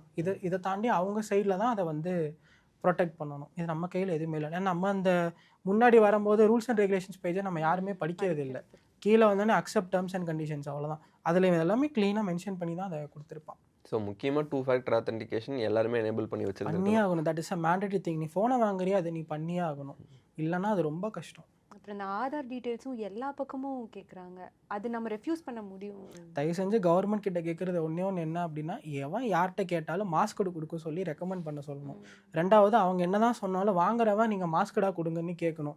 மாஸ்க் பண்ணியிருக்கேன் எனக்கு இன்ஃபர்மேஷனே தெரியல அப்படின்னு, அதுக்கு தெரியக்கூடாதுன்னு தான் மாஸ்க் பண்ணி கொடுத்துருக்காங்க. நீ அதையவே கேட்டிங்கன்னா நான் எப்படி கொடுக்கறது? என்னோட ப்ரைவசி என்கிட்ட தான் இருக்கணும். அதை ஏன் தேர்ட் பார்ட்டி நான் உன்கிட்ட கொடுக்கணும்? உனக்கு தேவை நான் ஆத்தரைஸ்டா இல்லையான்னு வெரிஃபை பண்ணும். அதுக்கு மாஸ்கட் ஆதார்னு ஒன்று இருக்குது. ஆதார் இல்லாமல் மாஸ்கட் ஆதார் வராது. இதை வச்சு என்ன வெரிஃபை பண்ணு அப்படின்னு சொன்னோம். ரெண்டாவது stop asking Aadhaar to every one. அது வந்து நீ வந்து இந்தியன் சிட்டிசனான்னு உன்னை கன்ஃபார்ம் பண்ணுறது அது கிடையாது. ஒன்று வெரிஃபை பண்ணுறதுக்கு நிறைய மெத்தட் இருக்குது. வேறு ஏதாவது யூஸ் பண்ணலாம். எல்லாத்துக்கும் ஆதார், எல்லாத்துக்கும் பேன் கார்டு, எல்லாத்துக்கும் டிரைவிங் லைசன்ஸுன்றது என்னால் அக்செப்ட் பண்ணிக்க முடியாத ஒரு விஷயம். ஏன்னா அதனால் நம்ம டேட்டாஸ் வந்து வெளியே போகுது. அந்த டேட்டா அவன் எப்படி யூஸ் பண்ணுறான்னு யாருக்குமே தெரியாது. கடைசியில் we are been exposed outside, அவ்வளோதான். இப்போ தெரியாதவங்களுக்காக சொல்கிறேன், மாஸ்ட் ஆதார்னா என்கிரிப்ட் பண்ணதானே, நம்ம நம்பர்ஸே வந்து வேற மாதிரி உங்களுக்கு எக்ஸ்போர்ட்டு தெரியாத மாதிரி காட்டும். பட் அது யூனிக்காக தான் இருக்கும். நம்மளோட நம்பர் தான். இப்போ ஃபார் எக்ஸாம்பிள் ஒரு 15 நம்பர் இருக்குன்னா 10 நம்பரை ஹைட் பண்ணிடுவாங்க, கடைசியில் இருக்கிற 5 நம்பர் மட்டும் காட்டுவாங்க. அந்த மாதிரி பேங்க் அக்கௌண்ட்ல கடைசி மெசேஜ் வர்றப்போ கடைசி இப்போ நீங்கள் ஏடிஎம் கார்டு இப்படி திருப்பி பார்த்தீங்கன்னா பின்னாடி ஒரு பிளாக் கலர் ஸ்ட்ரிப் ஹைட் பண்ணிட்டு கடைசி 3 நம்பர் மட்டும் இருக்கும். அந்த மாதிரி மாஸ்க் பண்ணுவோம். அந்த மாதிரி பண்ணிட்டாங்கன்னா ஓவரால் சேஃப். அண்ட் ரெண்டாவது வந்துட்டு இந்த ஒன் டேப் பே இதெல்லாம் இருக்குது பார்த்தீங்களா, அதெல்லாம் கொஞ்சம் அவாய்ட் பண்ணுறது பெட்டர். இல்லை நான் யூஸ் பண்ணி தான் ஆகணும்னா லிமிட் வச்சுக்கோங்க. 2000 ரூபாய் 2500 வச்சுக்கோங்க. நீங்கள் 50,000 60,000 போட்டிங்கன்னா பின்னாடி வரவன் டேப் பண்ணான்னா காசு போயிடும். இந்த மாதிரி திங்ஸ் எல்லாம் நிறையா இருக்குது. சரி, நீ இது சொல்கிறதுனால நான் கேட்குறேன். எனக்கு இது தோணிகிட்டே இருந்துச்சு. நீங்கள் காரில் வந்து ஃபாஸ்டேக் யூஸ் பண்ணுறீங்கல்ல, ஃபாஸ்டேக்கில் பே பண்ணுறீங்க. இப்போ மால் பார்க்கிங்ஸில் எல்லாம் போகிறப்போ நிறைய மால்ஸில் வந்து அதை அக்செப்ட் பண்ணிக்குது. RFID டேக் இது பண்ணி எடுத்துக்கிறாங்க. அதுலேருந்து பணம் எடுக்க முடியுமா? வல்னரபிலிட்டி இருந்தால் எடுக்கலாம். இப்போ சிம்பிளாக எப்படின்னா, நான் முன்னாடி நிறையா டிவி ஷோஸ்லாம் காமிச்சிருப்பேன். ஃப்ளிப்பர் ஜீரோன்னு சொல்லிட்டு ஒரு டிவைஸ் இருக்குது. அது என்னென்னா RF ரிலேட்டடாக இருக்கிற திங்ஸை வந்து க்ளோன் பண்ணுறது, எடிட் பண்ணுறது, இது அதோட வேலை. ஸோ இப்போ வந்து மேலே வந்து ஃபாஸ்டேக் ஒட்டியிருக்குன்னா என்னால் அந்த டேட்டா வந்து ஆக்சஸ் பண்ண முடியும். இப்போ ஃபார் எக்ஸாம்பிள் இப்போ அதில் வந்து எவ்வளோ அமௌண்ட் இருக்குன்றது காட்டுற மாதிரி இருக்குன்னா, இப்போ 100 இருக்குன்னா பக்கத்தில் 0 ஆட் பண்ணால் 1000 ஆகிடும். இந்த வல்னரபிலிட்டி அங்கே இருந்துச்சுன்னா என்னால் அதை எக்ஸ்ப்ளாய்ட் பண்ண முடியும். இந்த மாதிரி கான்செப்ட் தான். இப்போ கார் எடுத்துக்கிட்டிங்கன்னா நீங்கள் வந்து கிளிக் பண்ணும்போது உங்களுக்கு அது ஓப்பன் இல்லை க்ளோஸ் ஆகும். RF ஃப்ரீக்வன்சி மேட்ச் ஆகும்போது உங்களுக்கு அது ஓப்பன் அண்ட் க்ளோஸ் ஆகும். இப்போ அது ஒரே மாதிரியான ஃப்ரீக்வன்சியில் இருக்குது, ஒரே மாதிரியான திங்ஸ் தான் போகுது அப்படின்னா ஈஸியாக எக்ஸ்ப்ளாய்டபிள். இப்போ ரொட்டேட்டிங் கீஸ் மாதிரி வச்சுருக்காங்க அப்படின்னா அது எக்ஸ்ப்ளாய்டபிள் கிடையாது. ஸோ இந்த மாதிரியான ஃபீச்சர்ஸ் இப்போ நிறையா காலம் லேட்டஸ்ட்டாக வர ஆரம்பிச்சிருச்சு. இல்லை, நான் என்ன கேட்குறேன்னா, இந்த ஃபாஸ்டேக் இருக்கு இல்லைங்களா, ஃபாஸ்டேக்ல வந்து பேமெண்ட் இதுக்கு நம்ம யூல் ரீசார்ஜ் சம் அமௌண்ட், அதை வந்து நம்ம ஸ்கேன் பண்ணி அந்த அமௌண்ட்டு எடுத்துக்கிறாங்க மால் பார்க்கிங்ஸில். நான் வந்து என்னோட டவுட் என்னன்னா, it might be sound stupid, but யாராவது அதை வந்து ஸ்கேன் பண்ணி அதில் தான் அந்த அமௌண்ட் எடுக்க முடியாது. பாசிபிள் இல்லை. இந்த மாதிரியான திங்ஸ் வச்சு தான் பண்ண முடியுமே ஒழிய அமௌண்ட் எல்லாம் எடுக்க முடியாது.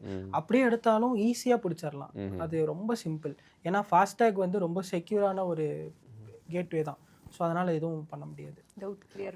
அதனாலேயே ரொம்ப நாள் ஒட்டாமல் வச்சுருந்தோம். இல்லை அது நீங்கள் ஒட்டலாம். ஆக்சுவலாக நீங்கள் எப்படி யூஸ் பண்ணுறீங்களோ அதே மாதிரி தான். இப்போ ஒட்டலைன்னா ஃபைன் போட்டுருவாங்கன்னு சொன்னதுக்கு அப்படி பார்த்தா உங்கள் மொபைல் ஃபோன்லேயும் தான் RF இருக்கு. அப்போ அதுவும் ரெண்டும் கிட்டத்தட்ட ஒரே மாதிரி தான். நீங்கள் மொபைல் வச்சு கூட டேப் அண்ட் பே பண்ணலாம். இப்போ நீங்கள் எனேபிள் பண்ணியிருக்கீங்கன்னா நீங்கள் ரோட்டில் போகும்போது கூட டேப் பண்ணால் காசு எடுத்துடலாம் இல்லையா, அந்த மாதிரி தான். இப்போ ஏதாவது பேங்க் வந்து ஹேக்கர்ஸ் அட்டாக் பண்ணுறாங்கன்னா ஜஸ்ட் 10 மினிட்ஸில் ரெக்கவர் ஆயிடுது. பட் அந்த 10 மினிட்ஸில் ஹேக்கர்ஸ்னால என்னெல்லாம் பண்ண முடியும்?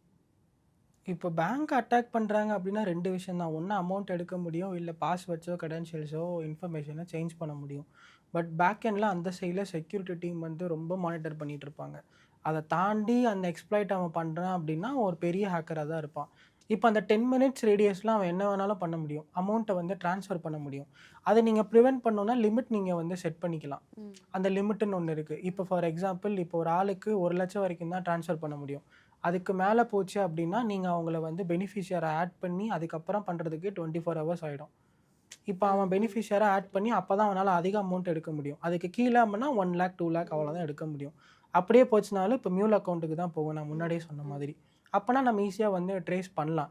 ரெண்டாவது நீங்கள் இன்டர்நெட் பேங்கிங் பண்ணும்போது உங்களுக்கு ஓடிபின்னு ஒன்று ஃபீச்சர் இருக்கும், டிஃபால்ட்டாகவே இருக்கும். ஓடிபி இல்லாமல் இன்டர்நெட் பேங்கிங் பண்ண முடியாது. ஸோ அதுலேயே நீங்கள் வந்து ஈஸியாக வந்து லாக் ஆகிக்கலாம். ஐ மீன் ப்ரிவென்ட் பண்ணிக்கலாம். இனிஷியலாக அந்த லாகின் பண்ணும்போதே உங்களுக்கு அதுலேயே 2FA டிஃபால்ட்டாக இருக்கும். அதாவது யூசர் நேம் பாஸ்வேர்டு போட்டு அதுக்கப்புறம் அந்த ஓடிபி உங்கள் மொபைல் ஃபோனுக்கு வரும், இல்லை இமெயில் ஐடிக்கு போகும். அந்த ஆக்சஸ் அவன்கிட்ட இருந்தால் மட்டும்தான் ஃபஸ்ட்டு பைபாஸ் பண்ண முடியும். அதையும் அவன் பைபாஸ் பண்ணி அதுக்கப்புறம் உள்ளே போயிட்டானா உங்களுக்கு நோட்டிஃபிகேஷன் வந்துடும். சப்போஸ் ஓடிபி வரலனாலுமே இந்த மாதிரி நீங்கள் லாகின் பண்ணியிருக்கீங்க அப்படின்னு சொல்லிட்டு ஒரு நோட்டிஃபிகேஷன் வரும். இது டிஃபால்ட். அப்போ அவங்க சிம்மை வந்து சிம் ஸ்வாப் பண்ணால் மட்டும்தான் இது பாசிபிள். சிம் ஸ்வாப்பிங் அவன் பண்ணலாம் அப்படின்னா பண்ணவே முடியாது. ரொம்ப ரிஸ்க்கான ஒரு விஷயம் அது. அப்படியே அவன் பண்ணாலும் அவன் மாட்டிப்பான். ஃபெயிலியர் அட்டெம்ப்ட் ஐ மீன் ஃபெயிலியர் ரேட்டு தான் ரொம்ப ஜாஸ்தியாக இருக்கும், சக்ஸஸ் ரேட் ரொம்ப கம்மி. உங்களால் பேங்க்கை ஹேக் பண்ண முடியும்? இல்லைங்க, நான் ஃபுல்லாக டிஃபென்ஸ் சைடு தான், ஹேக்கிங் சைடு இல்லை. ஃபஸ்ட்டு இனிஷியலாக நான் இருந்தேன், அதுக்கப்புறம் எனக்கு அதில் இன்ட்ரெஸ்ட் இல்லை. அது நிறையா படிக்கணுன்ட்டே இருந்தாங்க. ஐயா நம்மளால முடியாதுன்னு சொல்லி நான் டிஃபென்ஸ்குள்ளே வந்துட்டேன். வாக்குமூலத்தில் இங்கே வாங்க முடியாது. ஆக்சுவலாக வந்து பண்ணலாம், எப்படி பண்ணணுன்றது தெரியும், பட் நான் பண்ணது இல்லைன்றதான் பாயிண்ட்டு. நான் மோஸ்ட்டாக இந்த மாதிரி சின்ன சின்ன திங்ஸ் மட்டும்தான் பண்ணுவேன், பெருசாலாம் அவ்வளோலாம் கழிச்சது இல்லை. பட் வேஸ் இருக்குன்றது தெரியும். இப்போ நான் ஒரு பேங்க்கில் நான் வந்து ஒர்க் பண்ணுறேன் அப்படின்னா ஐநோ எங்கே வந்து வல்னரபிலிட்டி இருக்குன்றது எனக்கு தெரியும். அப்போது நான் உள்ளேருந்து என்னால் அதை பண்ண முடியும். பட் வெளியிருந்து பண்ணுறதுன்றது இட் டேக்ஸ் டைம். ஓகே, இப்போ பண்ணாங்கன்னா பட் உங்களால் அதை வந்து டிஃபெண்ட் பண்ண முடியும். There are many ways to defend. நீங்கள் வந்து இப்போ ஒரு புக் எழுதிட்டு இருக்கீங்க இல்லைங்களா? அதை பற்றி கொஞ்சம் சொல்ல முடியுமா? ஸோ அது வந்து ஒரு ஆர்டிக்கல் மாதிரி தான். ஸோ குங்குமம் தோழியில் நிறைய ஆர்டிகல்ஸ் எழுதிட்டு இருக்கேன். ஸோ இதனால் வரைக்கும் நான் பண்ண திங்ஸ் எல்லாம் இருக்கும் பார்த்தீங்களா, அது எல்லாத்தையுமே வந்து ஒரு 15 டேஸ்க்கு ஒன்ஸ் வந்து ஒரு ஆர்டிக்கலாக ரிலீஸ் ஆகும். அதை வந்து 12 months வரைக்கும் கவர் ஆகும். அப்படின்னா கிட்டத்தட்ட ஒரு 24 ஆர்டிகல்ஸ் கிட்ட வரும். இதெல்லாமே பப்ளிஷ் பண்ணி முடிச்சுட்டு அந்த ஆர்டிகல்ஸ் எல்லாம் கம்பைன் பண்ணி ஒரு புக்காக ரிலீஸ் பண்ணுற மாதிரி. இது வந்து என்னோட கேஸும் இருக்கும், ப்ளஸ் வந்துட்டு அவேர்னஸ் ஓரியன்டாகவும் இருக்கும்.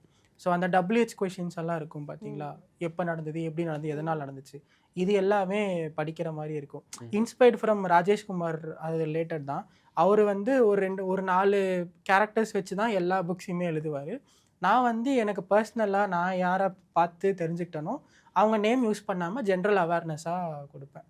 ஸோ இதுதான், இது சும்மா போர் அடிக்குதுன்னு ஸ்டார்ட் பண்ணது தான். புக்கு நேம் எல்லாம் எதுவுமே வைக்கல, இப்போ ஜஸ்ட்டு சும்மா ஆர்டிக்கலாக தான் போதும். ஆர்டிக்கல் நேம் வந்து புலனாய்வு அப்படின்னு சொல்லி போயிட்டுருக்கு. எனக்கு தெரிஞ்ச ஒரு ஃப்ரெண்டு தான் வந்து ஹெல்ப் பண்ணுறாங்க. நான் வந்து ஃபுல் ஸ்டோரி லைன் வந்து கால் ரெக்கார்டிங்காக கொடுத்துருவேன். அதை அவங்க வந்து ஒரு ஆர்டிக்கலாக அவங்க எழுதி கொடுப்பாங்க. அதில் சேஞ்சஸ்லாம் பண்ணி 2 பேரும் சேர்ந்து அந்த ஆர்டிக்கல் வந்து பப்ளிஷ் பண்ணிடுவோம். ஸோ அது அப்படி தான் போகுது. கடைசியில் 12-24 மாறும்போது அது வந்து ஒரு புக்காக கன்வெர்ட் ஆகும். அந்த மாதிரி தான். நிறைய எழுதணும்னு ஆசை, பட் டைம் இல்லை. ஸோ அதனால் இப்படி போகிற மாதிரி. கண்டிப்பாக. ஸோ நாங்களும் அதை படிக்கிறதுக்கு ஆர்வமாக இருக்கோம். யாருக்கெல்லாம் இன்வெஸ்டிகேஷன் அந்த மாதிரிலாம் பிடிக்குமோ கண்டிப்பாக அதை செக் பண்ணி பாருங்க. ஆனால் என்ன பிரச்சனைன்னா, இப்போ இந்த மாதிரிலாம் ஒரு பர்சன் பண்ணுறாங்க அப்படின்ற போது என்னோட சர்க்கிள் இருக்கிறத விட ரொம்ப கம்மியாயிடும். நிறைய பேர் ஒரு சில விஷயத்த வந்து பிலீவ் பண்ண மாட்டாங்க. இந்த மாதிரிலாம் நடக்குது, அவன் சும்மா சொல்கிறான் அப்படிம்பாங்க. ஒரு சில பேருக்கு பட்டவங்களுக்கு தான் தெரியும் எனக்கு இந்த மாதிரி நடந்துச்சுன்றாங்க. பட் என் சர்க்கிள் வந்து டோட்டலாக கொலாப்ஸ் ஆகிடுச்சு. இந்த ஃபீல்டுக்குள்ளே வந்தனால நிறைய பேர் வந்து சார் இவனுக்கு இவ்வளோ தெரியுது. அப்போ ஆக்சுவலாக பாசிட்டிவாக எடுத்துக்கிட்டேன்னா என்னால் எல்லாத்துக்கூடையும் என்ன பண்ணுறாங்கன்றது எண்ட் டு எண்ட் எனக்கு தெரியும். அதே பிரச்சனை என்ன அப்படின்னா, ஓ இவன் இப்படிப்பட்டாளா அப்படின்ற மாதிரி எனக்கும் தெரிஞ்சிடும். அண்ட் இது வந்து என்னோட பர்ஸ்பெக்டிவில் இருக்கிற ஒரு விஷயம். அவங்க சைடில் வந்து என்னோட இமேஜ் வந்து ரொம்ப பேடாக போர்ட்ரேட் ஆயிரும். இப்போ நான் ஒரு எக்ஸாம்பிள்ஸ் நிறைய சொல்கிறேன். இப்போ யாரோ ஒருத்தரோட மாஃப்டு பிக்சரோ வீடியோவோ என்கிட்ட வருதுன்னா, இவன் ரிமூவ் பண்ணுறானோ இல்லையோ ஆனால் அந்த வீடியோவை பார்த்துட்றான், என்ஜாய் பண்ணுறான் அப்படின்ற ஒரு மைண்ட் செட்டு தான் அவங்ககிட்ட இருக்கும். இது பர்சனலாக நான் நிறைய தடவை வந்து அஃபெக்ட் பண்ணியிருக்கு. பட் அதெல்லாம் பார்த்தா எதுவுமே பண்ண முடியாது. ஸோ இது வந்து ஒரு கொலாப்ஸ்டான ஒரு விஷயம் தான். இதனால நிறையா சர்க்கிள் எனக்கு வந்து போயிருக்கு, நிறையா கனெக்ஷன்ஸ் வந்து போயிருக்கு. But I never stopped it. Because அவனுக்கு வரும்போது தெரியும் இருக்குடா அவனுக்குன்ற மாதிரி தான் நான் உட்காந்துட்டு இருப்பேன். ஆமாம், நானும் இது உங்ககிட்ட கேட்கணும்னு நினச்ச கொஸ்டின். அதை பார்க்குறப்போ உங்களுக்கு எப்படி இருக்கும்? ஆக்சுவலாக நான் வந்து எப்படி யோசிப்பேன்னா, எனக்கு தங்கச்சி இருக்குது, அம்மா இருக்குது. இப்போ அவங்களுக்கு இந்த விஷயம் நடக்கும்போது நான் பார்த்துட்டு சும்மா இருக்க மாட்டேன். எதையாவது ஒன்று நான் ஹேவ் டு டூ. ஸோ இதை வந்து நான் ஒரு அட்வான்டேஜாக எடுத்துக்கிட்டு நான் அதை அப்படியே அந்த மைண்ட் செட் அப்படி கன்வெர்ட் பண்ணி நான் அதை யூஸ் பண்ணேன். இப்போ கிட்டத்தட்ட 1068 or 67 I have crossed it. அதை நான் சும்மா விளையாட்டுக்கு கவுண்ட் எடுக்க ஆரம்பித்தேன். இப்போ 1068 கிட்ட போயிட்டுருக்கு. You still doing counting. கண்டிப்பாக keep up the good work. உங்கள் க்ளோஸ் ஃப்ரெண்ட்ஸ் கிட்ட சில பேர் மிஸ் அண்டர்ஸ்டாண்ட் பண்ணியிருந்தா கூட நீங்கள் அந்த 1600+ பேத்துக்கு ஹெல்ப் பண்ணியிருக்கீங்கல்ல, அவங்கெல்லாம் கண்டிப்பாக அவங்கள நீங்கள் கண்டிப்பாக கெயின் பண்ணியிருக்கீங்கன்னு தான் சொல்லணும். இல்லை, many people are still helping me. அதில் மாட்டினவங்கெல்லாம் இப்போ வரைக்கும் எனக்கு வந்து ஏதோ ஒரு விஷயத்தில் வந்து ஹெல்ப் பண்ணிட்டு தான் இருக்காங்க. ஸோ அதனால் கிரேட்ஃபுல் ஃபார் தெம் தான். அப்புறம் ஈவன் சைக்கலாஜிக்கலாகவே சொல்லுவாங்க, ஈவன் அவர் ஃபர்ஸ்ட் சர்க்கிள் பீப்புள், அப்பா அம்மா சிப்ளிங்ஸ், இவங்க வந்து நம்ம என்ன பண்ணாலும் சப்போர்ட் பண்ணுவாங்க. அதுக்கடுத்து செகண்ட் சர்க்கிள், இந்த பீப்புள் ஹூ யூனோ ஹூ, அதாவது உங்கள் ஃப்ரெண்ட்ஸாக இருக்கலாம், அந்த people who work with you, அவங்க வந்து என்னன்னா they want to see the other side of you அப்படின்ட்டு இருக்கும். அதாவது நீங்கள் வந்து கான்டென்ட் க்ரியேஷனோ பண்ணுறீங்க, இல்லை வந்து உங்களோட டேலண்ட்ஸ் வந்து நீங்கள் எக்ஸ்போஸ் பண்ணுறீங்க அப்படின்னா அவங்க வந்து அதை ஸ்கிப் ஓவர் பண்ணிடுவாங்க. They don't want to see that. ஏன்னா அவங்க வந்து உங்களை வந்து ஒரு இமேஜ் வச்சுருப்பாங்க. சைக்கலாஜிக்கலாக வந்து அந்த இமேஜில் தாண்டி அவங்க வந்து they won't prefer to see you. இந்த தேர்ட் சர்க்கிள், அதாவது நீங்கள் யாருன்னே தெரியாதவங்க இருக்காங்க பார்த்தீங்களா, அவங்க தான் வந்து ஆக்சுவலாக அவங்களை சப்போர்ட் பண்ணுவாங்க. 100% உண்மையான ஒரு வார்த்தை. நான் ரொம்ப எங்கேயோ போயிட்டேன் நான் ஆக்சுவலாக. ஸோ என்னோட செகண்ட் சர்க்கிள் சொன்னீங்க. ஃபர்ஸ்ட் சர்க்கிள் பிரச்சனை இல்லை, அம்மா அப்பா எதுவுமே சொல்ல மாட்டாங்க, தே அப்ரிஷியேட் மீ.